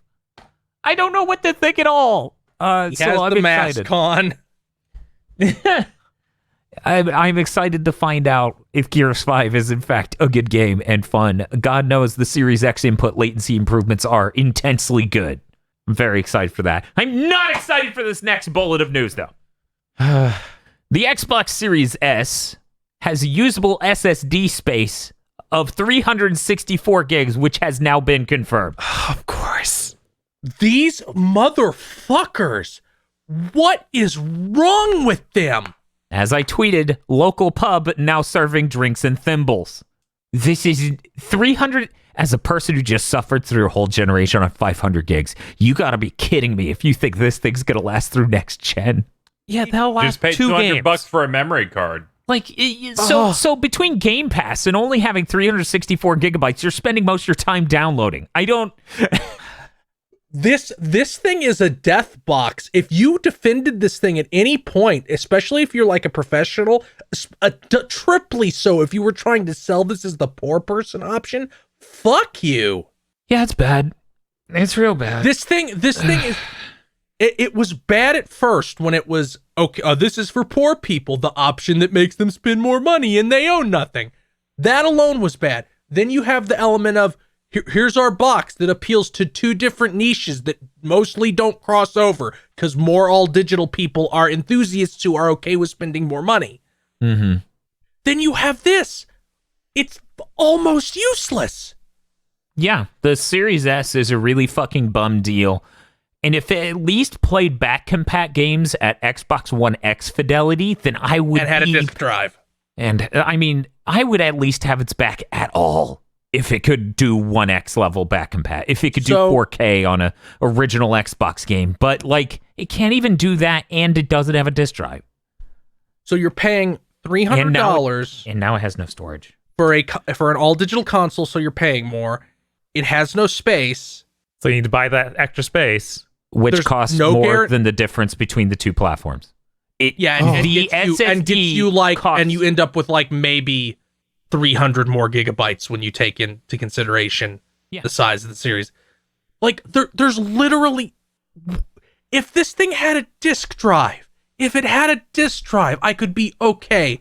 There's any reason somebody can conceivably buy it. They made the worst. This is outright the worst console the Series S, is the worst console that has been launched since the 90s, and there was all those dead ends like the 3DO. It's worse than the Wii U. It's a bold statement, and I'm going to have to agree. Yeah, I don't like the Wii U. There are problems with a lot of other platforms. Like the original Xbox One itself was a bad proposition, but it had strengths to go with its weaknesses. And after they chopped out the Kinect, it had the value proposition, right? Like it's a really, really cheap console. It was technically $200 most of its life. On sale bundled. It's asterisk. Right. This is bad. You're telling people it's going to play the same games at the same quality. It just won't. I believe the Gears 5 can go all the way down to 720p in that game. Yeah. Well, luckily, people are still playing on 720p TVs, right? Definitely. I couldn't believe that. I could, but 720p. it wasn't Like supposed to be launch week. It was supposed to be even January. These It was games, supposed to make it 2 months. it's a bad performing thing that there's no guarantee it'll even be supported in 2 or 3 years. It has no space, and you can't buy physical games. Who at Microsoft? They made something that is worthless. It's a trick. You buy it, and then you buy other things for it. Yeah. Like, that's the whole trick. But either way, the news was how little space it has. It continues to look like a really terrible option, and no one is seemingly buying it, but tons of people are talking about how good it is for some other people, which to me smacks of condescension, but I'll move on. The Series S fucking sucks and is stupid. It's great for the poor and kids. 2 demographics I despise. Time to go right for Polygon. All right, what else we got in our news? So that was the Xbox segment. Thank you, Xbox, for all the news. I'm very excited to play Devil May Cry 5 Special Edition. This is the final installment of their shipping 2 boxes to retail called Xbox. Because the next time, even if there's more Xbox, it'll have to be they shipped 2 boxes to Xbox retail called Xbox. That's true. They have shipped. Yeah, we'll at least do that for that for at least a couple of weeks. What if they don't ship the S? Okay, we're moving on. So they only shipped one of their boxes to retail called Xbox. So we're here in the PS5 news section. Let's start at the bottom. Bob, I believe you watched the Warframe PS5 upgrade trailer. Yes. That shit was a banger. One of the first things they do is they're like, check out these load times, and they have the cool running up to the door animation that it loads during. The moment he hits the door, it opens, basically, on the PS5. On the PS4, apparently he's standing there for 40 more seconds or something, staring at the door. It just goes to fast forward as you see him sitting with the other guy, like, having fun in the zone. Yeah, the other guy, it cuts to him doing cool combos and having fun in a level, and then, because it's split screen, at the same time, the door on the right half of the screen finally opens, and I'm like, this is nuts. Yeah, the PS blog post they showed had a comparison shot showing like the dynamic lighting they can do. Mm-hmm. And there's a shot of how it looks on a PS4. I thought I'd at least show you, very least. And now the new one, and just you can see details in the actual background. Oh, that's good. Yeah, it looks real nice. I'm very excited to go try Warframe again. I never actually saw like modern Warframe. Seeing them like a guy flying and do like a backflip that sends him way far instantly is so cool looking. Again, that shit was a glitch people found, and they said, that's cool. What if that's just our main movement mechanic? That should be the standard of every developer. So having not played Warframe since 7 years ago at the launch of the PS4, I am very excited to play it on the PS5 with these next-gen upgrades. I was really disappointed that Dark Sector is not back up out on Xbox. Oh, that is disappointing. I'm So sorry, sad. Bob. I'm sorry, Bob. Bob's a big fan of Dark or Sector. that Star Trek game. You're going to have to be more What? specific. I don't know of a Star Trek game that's related to They made Warframe. the Abrams licensed game. They did? Oh, What? no. Yep, Really? I'm pretty sure. You should co-op that. No. Ooh. Let me make sure, but I'm pretty sure they did.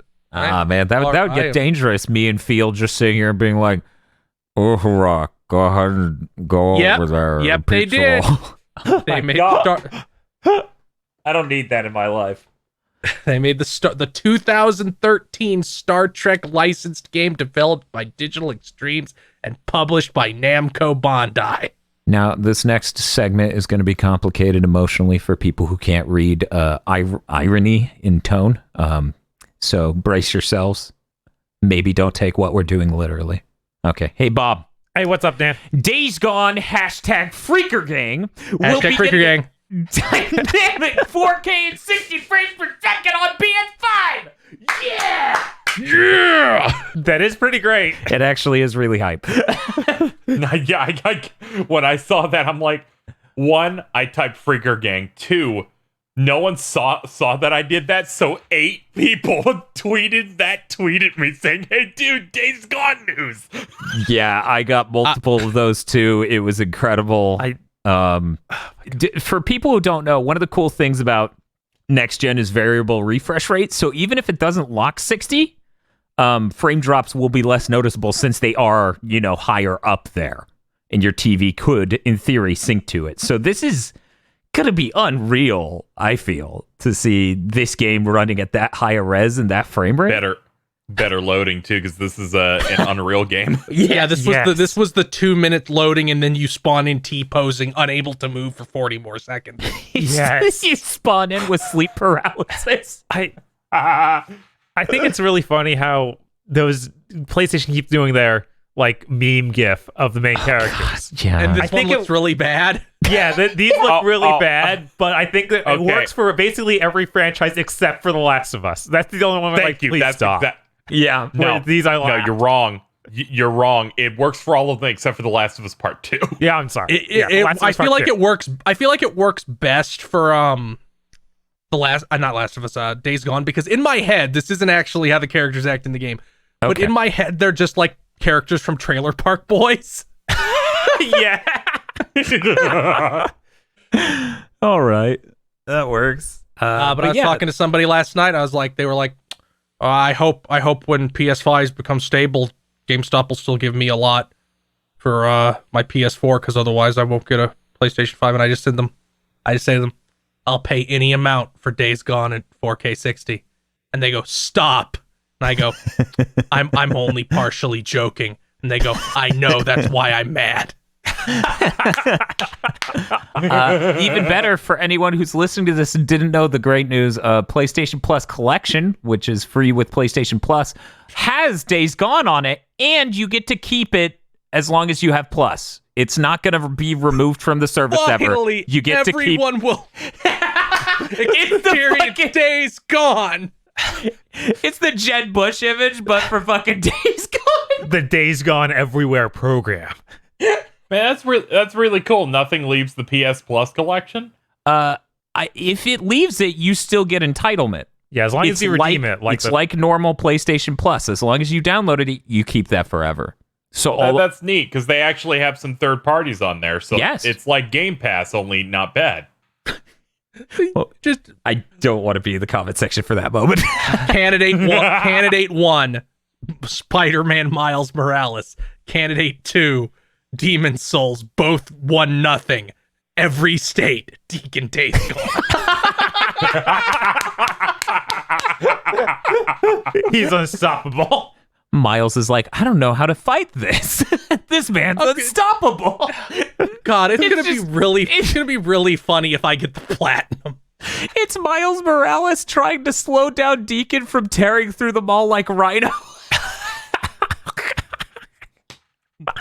It looks like he's calming down, but then he hears like the Alex Jones-esque radio guy and just gets pissed. He hears it over the mall's speakers. Oh my god. But yeah, it's cool that I don't have to pay money to play that game again. Yeah. Because I was really interested in seeing it in 4K 60, but I really didn't want to buy it. This is great. Man, rip our data cap this month. Yeah, we're fucked. Uncap that shit. It's gone. It's donezo. Get huge. We need to hit the other end of the hype spectrum. So Destruction All-Stars trailer came out. I have a question to ask. I watched that trailer 1.5 times. Okay. Did they use a weapon at any point, or is this car combat game solely based on ramming your car into the enemy car? I didn't Yeah, I see a don't- weapon. There might have been a Yeah, I car did. that had a weapon, maybe. Yeah, I But didn't see it at all. Didn't the announced trailer have someone like bust out a sword to split a car in half? Yeah, it had like a buzzsaw I think it was a buzzsaw, and I think that was a part of the environment. Oh, was it? I thought that was on the car. It could have been. Maybe I'm wrong, but I just got really confused when I didn't see a single weapon, and I was like, is Sony sitting there over their shoulders, and they're like, you can't do that. It's too much like Twisted Metal.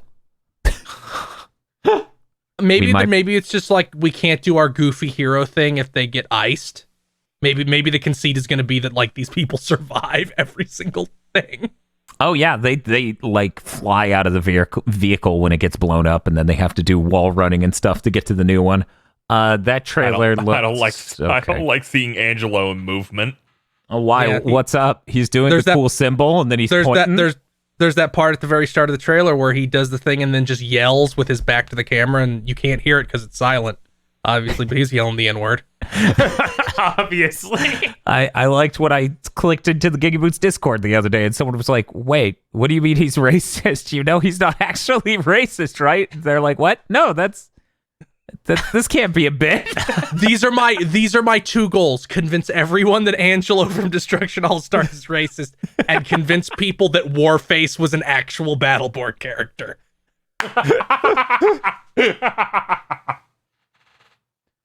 Why would you have to convince anyone of that? Yeah, I love Warface. Did you guys watch? Face. Did you guys watch the Bug Snacks trailer that released? They did a launch trailer for it because it's coming out the same day as the PS5, and Cromdo Face talks There's in so it. many games.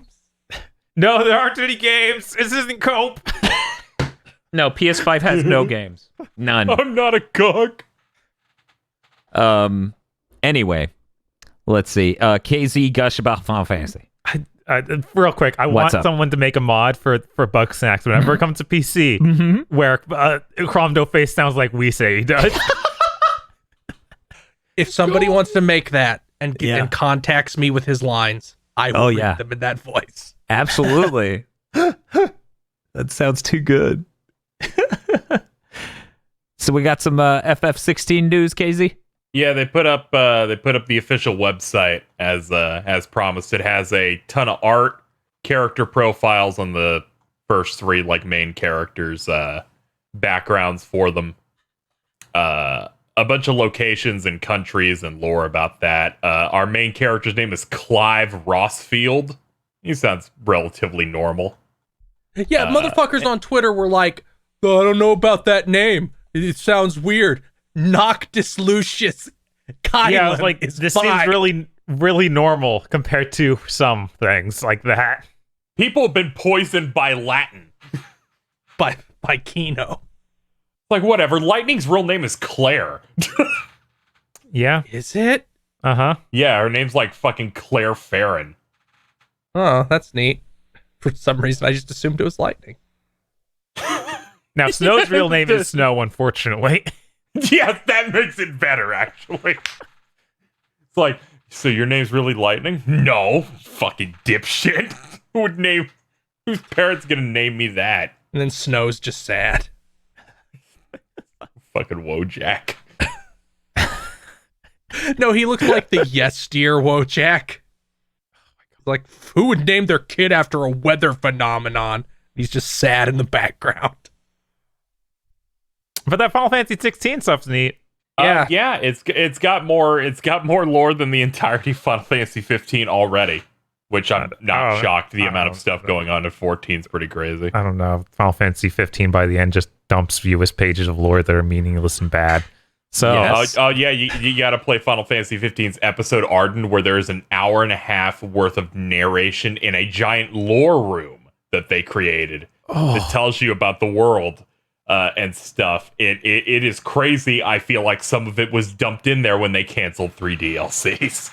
They should have just, you know what? They should have just not released any of those DLCs. They should have just eaten the loss, because that's worse, in my opinion. Here's the last thing. Everything's canceled. Here's 2 hours of lore.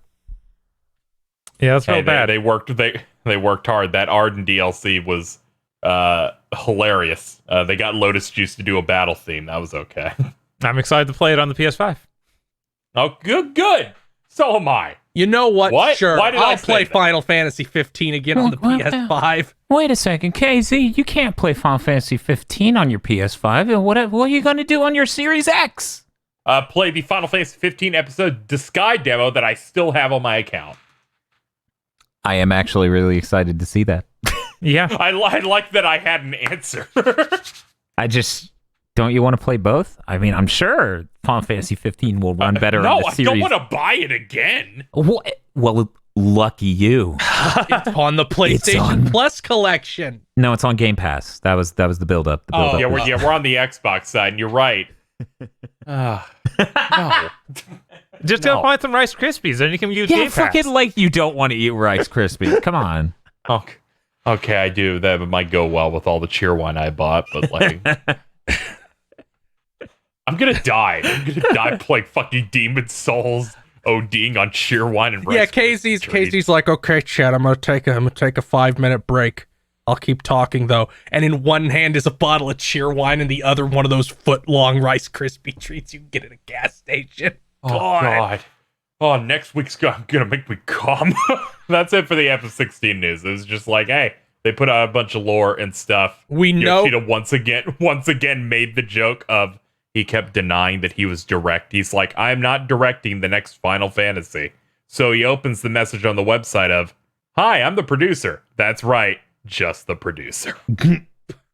it's not an Evolus. A lot of people thought it was, but it's not. No, it's just all the people making this love those. And, yes, love and, Evolus. And Vagrant Story and all of those types of games, so you can just see that general look.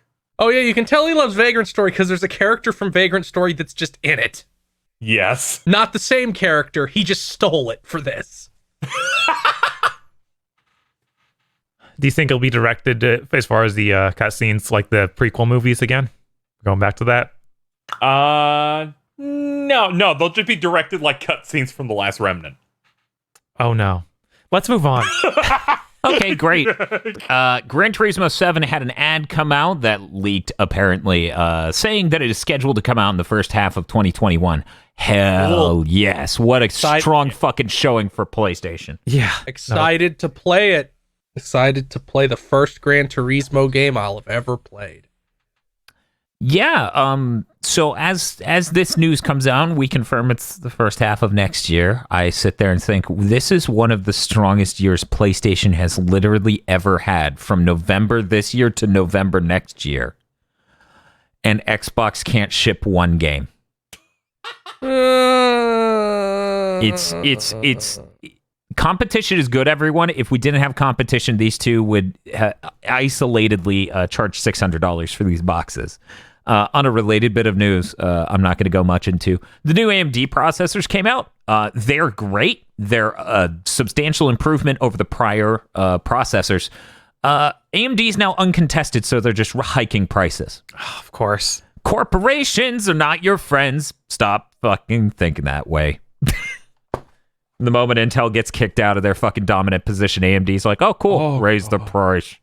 So you made me think about the titles now. Mm-hmm.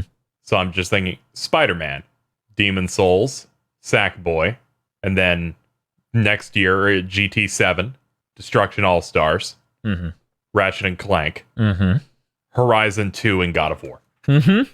Yeah, it's pretty insane. Yeah. And there's probably at least one thing we don't know about. Oh, yeah, for sure. Maybe Returnal comes up that year as well. Yeah, that's what I'm thinking. This is taking that Nintendo Switch first year and just stomping on it over and over again. I would like to note, we didn't write a news bullet for this, but they talked about the 3D audio in Returnal, and the shit they said was the most fucking insane thing ever. In order to make the 3D audio really, really good, we've recorded every sound effect from multiple different distances to give it the feeling of being further from you. And I'm like, what? So they have one sound effect of the game, like an explosion. They have it recorded and mastered for 4 different distances, and it segues and transitions between those seamlessly on top of all the other 3D audio processing. And I'm like, man, AAA got really fucking AAA, didn't it? Over at PlayStation. if they're actually making a Silent Hill over there, I don't know if I want it. but between the 3D audio, but imagining a horror game where it's like, what if the door jams and it's like, you open the doors with the triggers. We're now going to fuck with you. Yeah, I'm not sure what they would do with the haptic feedback to make it feel like things are moving in your hands, but I don't want to think about that. It's like it feels like you're holding onto something that's covered in bugs or squirming. Yeah. Ugh. Yeah, that's a nightmare. Anyway, moving on. Spider-Man Miles Morales revealed that it got a Spider-Verse suit, and apparently it animates at low frame rate, just like Into the Spider-Verse. Yeah, it's a mod, so you can seemingly put that on any suit, which is nuts. It also has the kapow comic book shit when you nail hits on enemies. That's good. You know what I did see firsthand? I saw the video of the dude booting the game. That's impressive, because if you blink, you'll miss it. It really is that. I timed the original with a stopwatch. Okay, Phil, let's go to you for the breakdown of the difference between Spider-Man 4 on the PS4 and Spider-Man Miles Morales on the PS5. PS4 menu to title screen.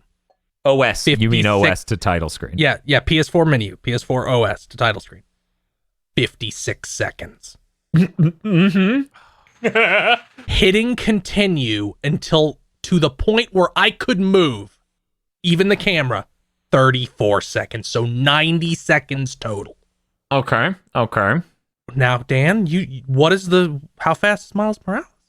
From the PS5's OS to the title screen, which has a 3D animated character on it that looks incredible, 7 seconds. From that to in-game, once you hit go, 2. This is insane. So that's 9 seconds. That is 10% of the time it takes Spider-Man on PS4. That shit's good. That shit's really good. We don't need new consoles. This isn't impressive. I'm not impressed. I'm smart because I'm not impressed. I need a break to look at my phone. No one made a pause button. I didn't mention it during the Devil May Cry Special Edition footage we saw, but we got to see some of the load times on that too. It's so good. They aren't this insane, but they are incredibly fast. Yeah, when you go from the shop back to gameplay, it's like 1.5 seconds. Yeah. It's like, boom, oh man, you're instead back. of 80. Yeah. Yeah. The shop with the most egregious thing in that game, so seeing that was really impressive. Yeah, it still takes a chunk to get into the shop. I think we clocked it at about 6 seconds, which seems like a lot compared to this shit. Right. Like, oh, is it booting another game? But I'm really fucking excited. This shit's nuts. And it's really good when Astro's Playroom from earlier in the year took longer to load a level than it does now by a huge amount. We're talking 12 seconds versus 4. I know, because people sent me a clip of that as evidence that the PS5 was bad and I was owned. I also got sent that, and I was like, this is still really impressive. And then they made it a third that time, and I was like, okay, now it's really fucking impressive. So that's all really great and super hype, because as people know, I care way more about how quick a game fucking loads. I'm so excited to see Kingdom Hearts 3 on this shit, you guys. Getting that platinum was rough. Future's looking bright, but we got one more bit of news. Demon Souls remake news. I'll let anyone else take it. KZ, you do it. Yeah, they put out a lot of stuff because we recorded early last time. We missed this. They put out a trailer with gameplay, showed off a couple of the bosses, the armor spider, and like his new stuff where he like spits a lot of oil and makes you have to back up and lights the whole thing on fire. And how are these graphics real? They showed off the Flame Lurker. Looks incredible. Just in general, like they showed off like using spells and like the magic particles and stuff just look absurd. And that was the first time I ever saw a Souls player use a spell. It's like, wait, what? They make it worse each time. Yeah, they do. It's sad. they're like, PvP needs to be balanced. And then in interviews this week, they said, we're not nerfing magic. It looks great. Look how good we did the graphics. Good. Because if there's one thing I love, it's being strong. Yes. God, the new animations we saw for all the weapons too, like the way he uses that mace, it doesn't look like it'd be in any Souls game ever. No. It just looks like the quality of capture is so much higher. Yeah, and they said they took the general framework of how the game like works in terms of combat and said, we just replaced all the animations in it. Yeah. You know, gave it the flourishes that people generally would expect for a game of this, game of this caliber, of the scope. Yeah, a Sony first-party game, yeah. Yeah. Yeah. Now, I want, in this remake, Mm-hmm. when I am too heavy and try to roll, it better be the most pathetic animation I've ever seen. He has to. You can tell he's using so much of his hand to help himself get up after he hits the ground. I better hear him go, The end of the roll ends with you laying on the floor. Yeah, exactly. I was like, oh. Because even FromSoft made it really exaggerated in Demon's Souls, where you like land on your side, there's no flow. You just hear like the heaviest sound imaginable, and then it sounds like you broke your hip. Then you slowly plop back over and stand up. I broke 3 bones doing this. I hope I dodged it. Yeah, it's hilarious. They just posted the Flame Lurkers like theme that they did as a part of the soundtrack, and also a video of how they went through their process. It sounds insane. I'm glad they're remastering the soundtrack, because some of that game soundtrack is just clown music, which wouldn't fit with the visuals they're going for now of actual visuals. They finally said what fractured mode is, something that they had in a description when the game was announced and didn't say anything. It's fucking mirror mode. Oh, okay. They just mirrored the entire world, including where your like, your default like weapon hand and shield hand are. And they said, the dude's like, this is the hardest the game's ever been. Your brain just isn't used to it. Huh. It's like playing the game learning the game again. Huh. Okay. That's funny. Yeah. They showed off photo mode, which you can do. You can change your pose and all of that different stuff. You can do it during combat, of course. It just gets interrupted if you get invaded, which is fine. I imagine I might just play on offline on my first go anyway, because I'm just going to be using photo mode every 5 minutes like this. Hey, Z, I wanted to hang out with you with my scraping spear. No, I'm sorry. I can't allow that. I wanted to hang out with you with my scraping spear and my ability to cast Soul Train. No, it's not. It's not about that.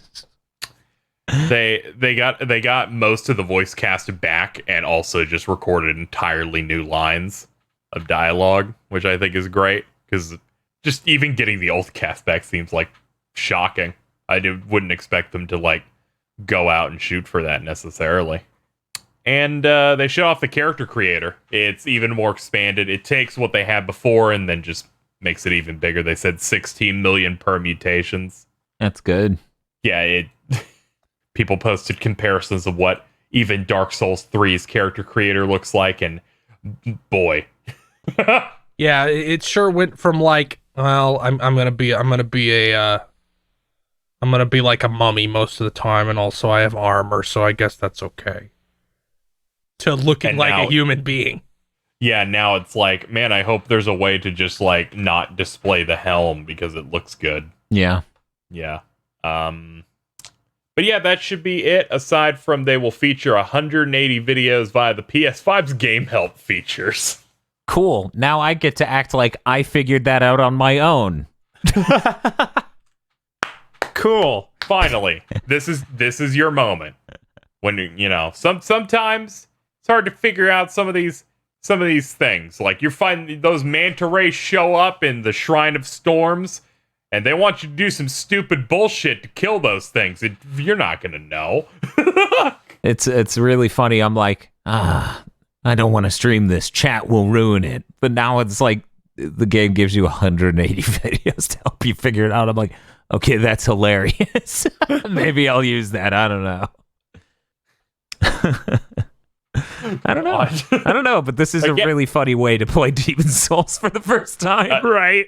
It's great because you put the picture up for that. Oh, yeah. And yeah, it just, the creative director on this is so smart, where he's like, I don't really think Demon's Souls was hard necessarily. It's just you would always get mad because you die and then have to wait over a minute to do it again. Yeah.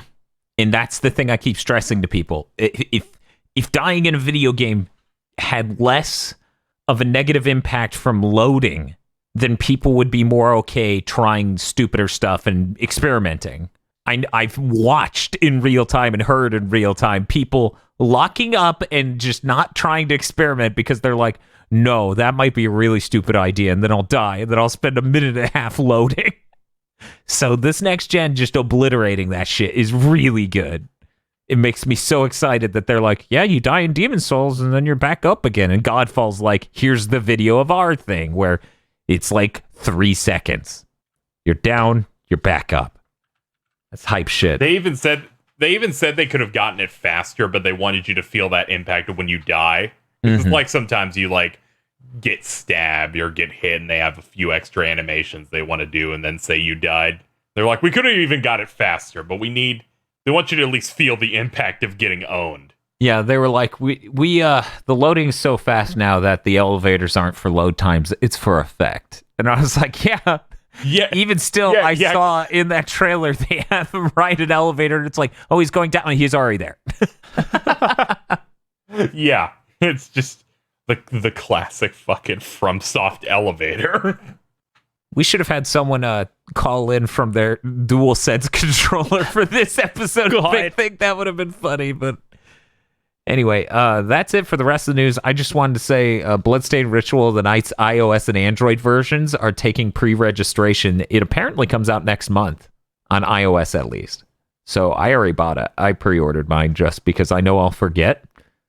So look forward to me talking about the mobile version of Bloodstained Ritual of the Night. Very excited. Very excited. Even more excited. Hey guys, do you know what might be happening in the next week? Oh no, Dan, what? We're going to be streaming the next Big Think Dimension live on Sunday. Whoa! Following this, because we don't want to record and have to edit a Big Think, to be perfectly honest. Me does not. We don't got. Me does not. We did not have time for that shit. Yeah, no. The next generation is here. I'm going to be too busy thinking about how the external storage thing on the PS5, the upgrade for the NVMe SSD doesn't work at all at launch, and I go, good, I'm not tempted. Because I might have done some stupid shit this week if they gave me the option. I'm just saying here. I'm just saying. Amazon has told me PS5 will be arriving on Thursday by 8 p.m. Xbox Series X, we don't know. I am hoping that one of my 3 PS5 pre-orders fucks up and gets here on Wednesday. Ooh, wouldn't that be cool? That would be quite something. And then for some reason a helicopter will appear above your house. It's Dan Video Games. I drop it. He's like fucking Mr. X. he has arrived. He will be taking that now. Dan, the helicopter ride back will take you more time than it. You could have just gone to GameStop at midnight and picked it up. You really gained nothing by doing Actually, we have some sad news. Oh. Our GameStop will not be doing a midnight launch. So. Oh, that's sad. Our live streams will be the day of, sometime around noon Central Daylight Time, CDT. So please look forward to those. We may run a little late. Just check our Twitter. We never run late, Dan. What are you talking about? Running late? Yeah, I know, Not even once. Not in a million years. Especially not in a weird situation where we have to deal with the realities of grabbing a box from a place in another city. Called Xbox. Yes. I'm so excited to make a Twitter video yelling about that. They shipped me a box. That's the only reason I pre-ordered this, by the way. That's terrible. Casey, what is wrong with your brain? KZ, A lot. KZ, Yes. you have a 1S. You could have traded it towards. I'm not going in that GameStop. I told you what I was dealing with when I called them about a DualSense. That dude, that dude sounded like he was about to have a mental fucking breakdown because I asked him if he had a fucking controller I could go pick up. Let's get this in right at the end. Speaking of the GameStop death cult, they're doing a normal Black Friday because they want everyone who plays games to die. That's what I thought. Did they confirm it? I'm pretty sure they did. Also, very, very last thing. For people who don't know, Target will be running a sale. I believe it's from the 8th of this month to the 14th. Buy two, get one free, on video games, except for Sony first party. So if you're picking up some third-party next-gen stuff, and Nintendo first. Yeah. So if you're picking up some third-party next-gen games like, say, I don't know, Call of Duty maybe, Assassin's Creed, Watch Dogs, Devil May Cry, maybe. No, that's not out. Will be out. Yeah, that's true. Yeah, that's physicals a month later. Physicals a month later. Anyway, so yeah, keep an eye out for that. Always good to get that sale. I got that sale at the PS4, and it got me Knack and Assassin's Creed. I don't know why I kept Knack and traded it Assassin's Creed. So you could play Knack on the PS5. Find out that it makes it a much better game. God. Thank you for listening to this episode of The Big Think Dimension. If you would like to support the GB Podcast Network, head on over to patreon.com/GB Podcast so that way you can get exclusive behind the scenes on stuff, other content. There's a lot of content. It's basically non-ending avalanche of content. So head on over there, become a $5 backer or a Podlord today.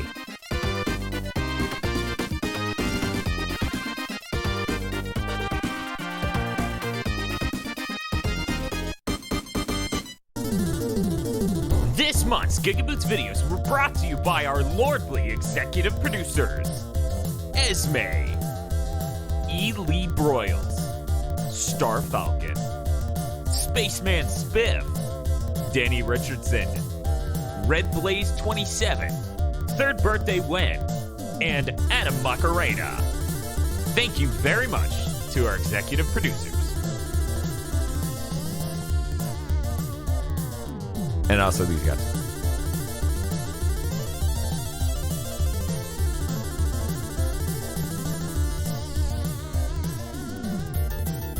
Soar on over to patreon.com/GigaBoots and become an executive producer today.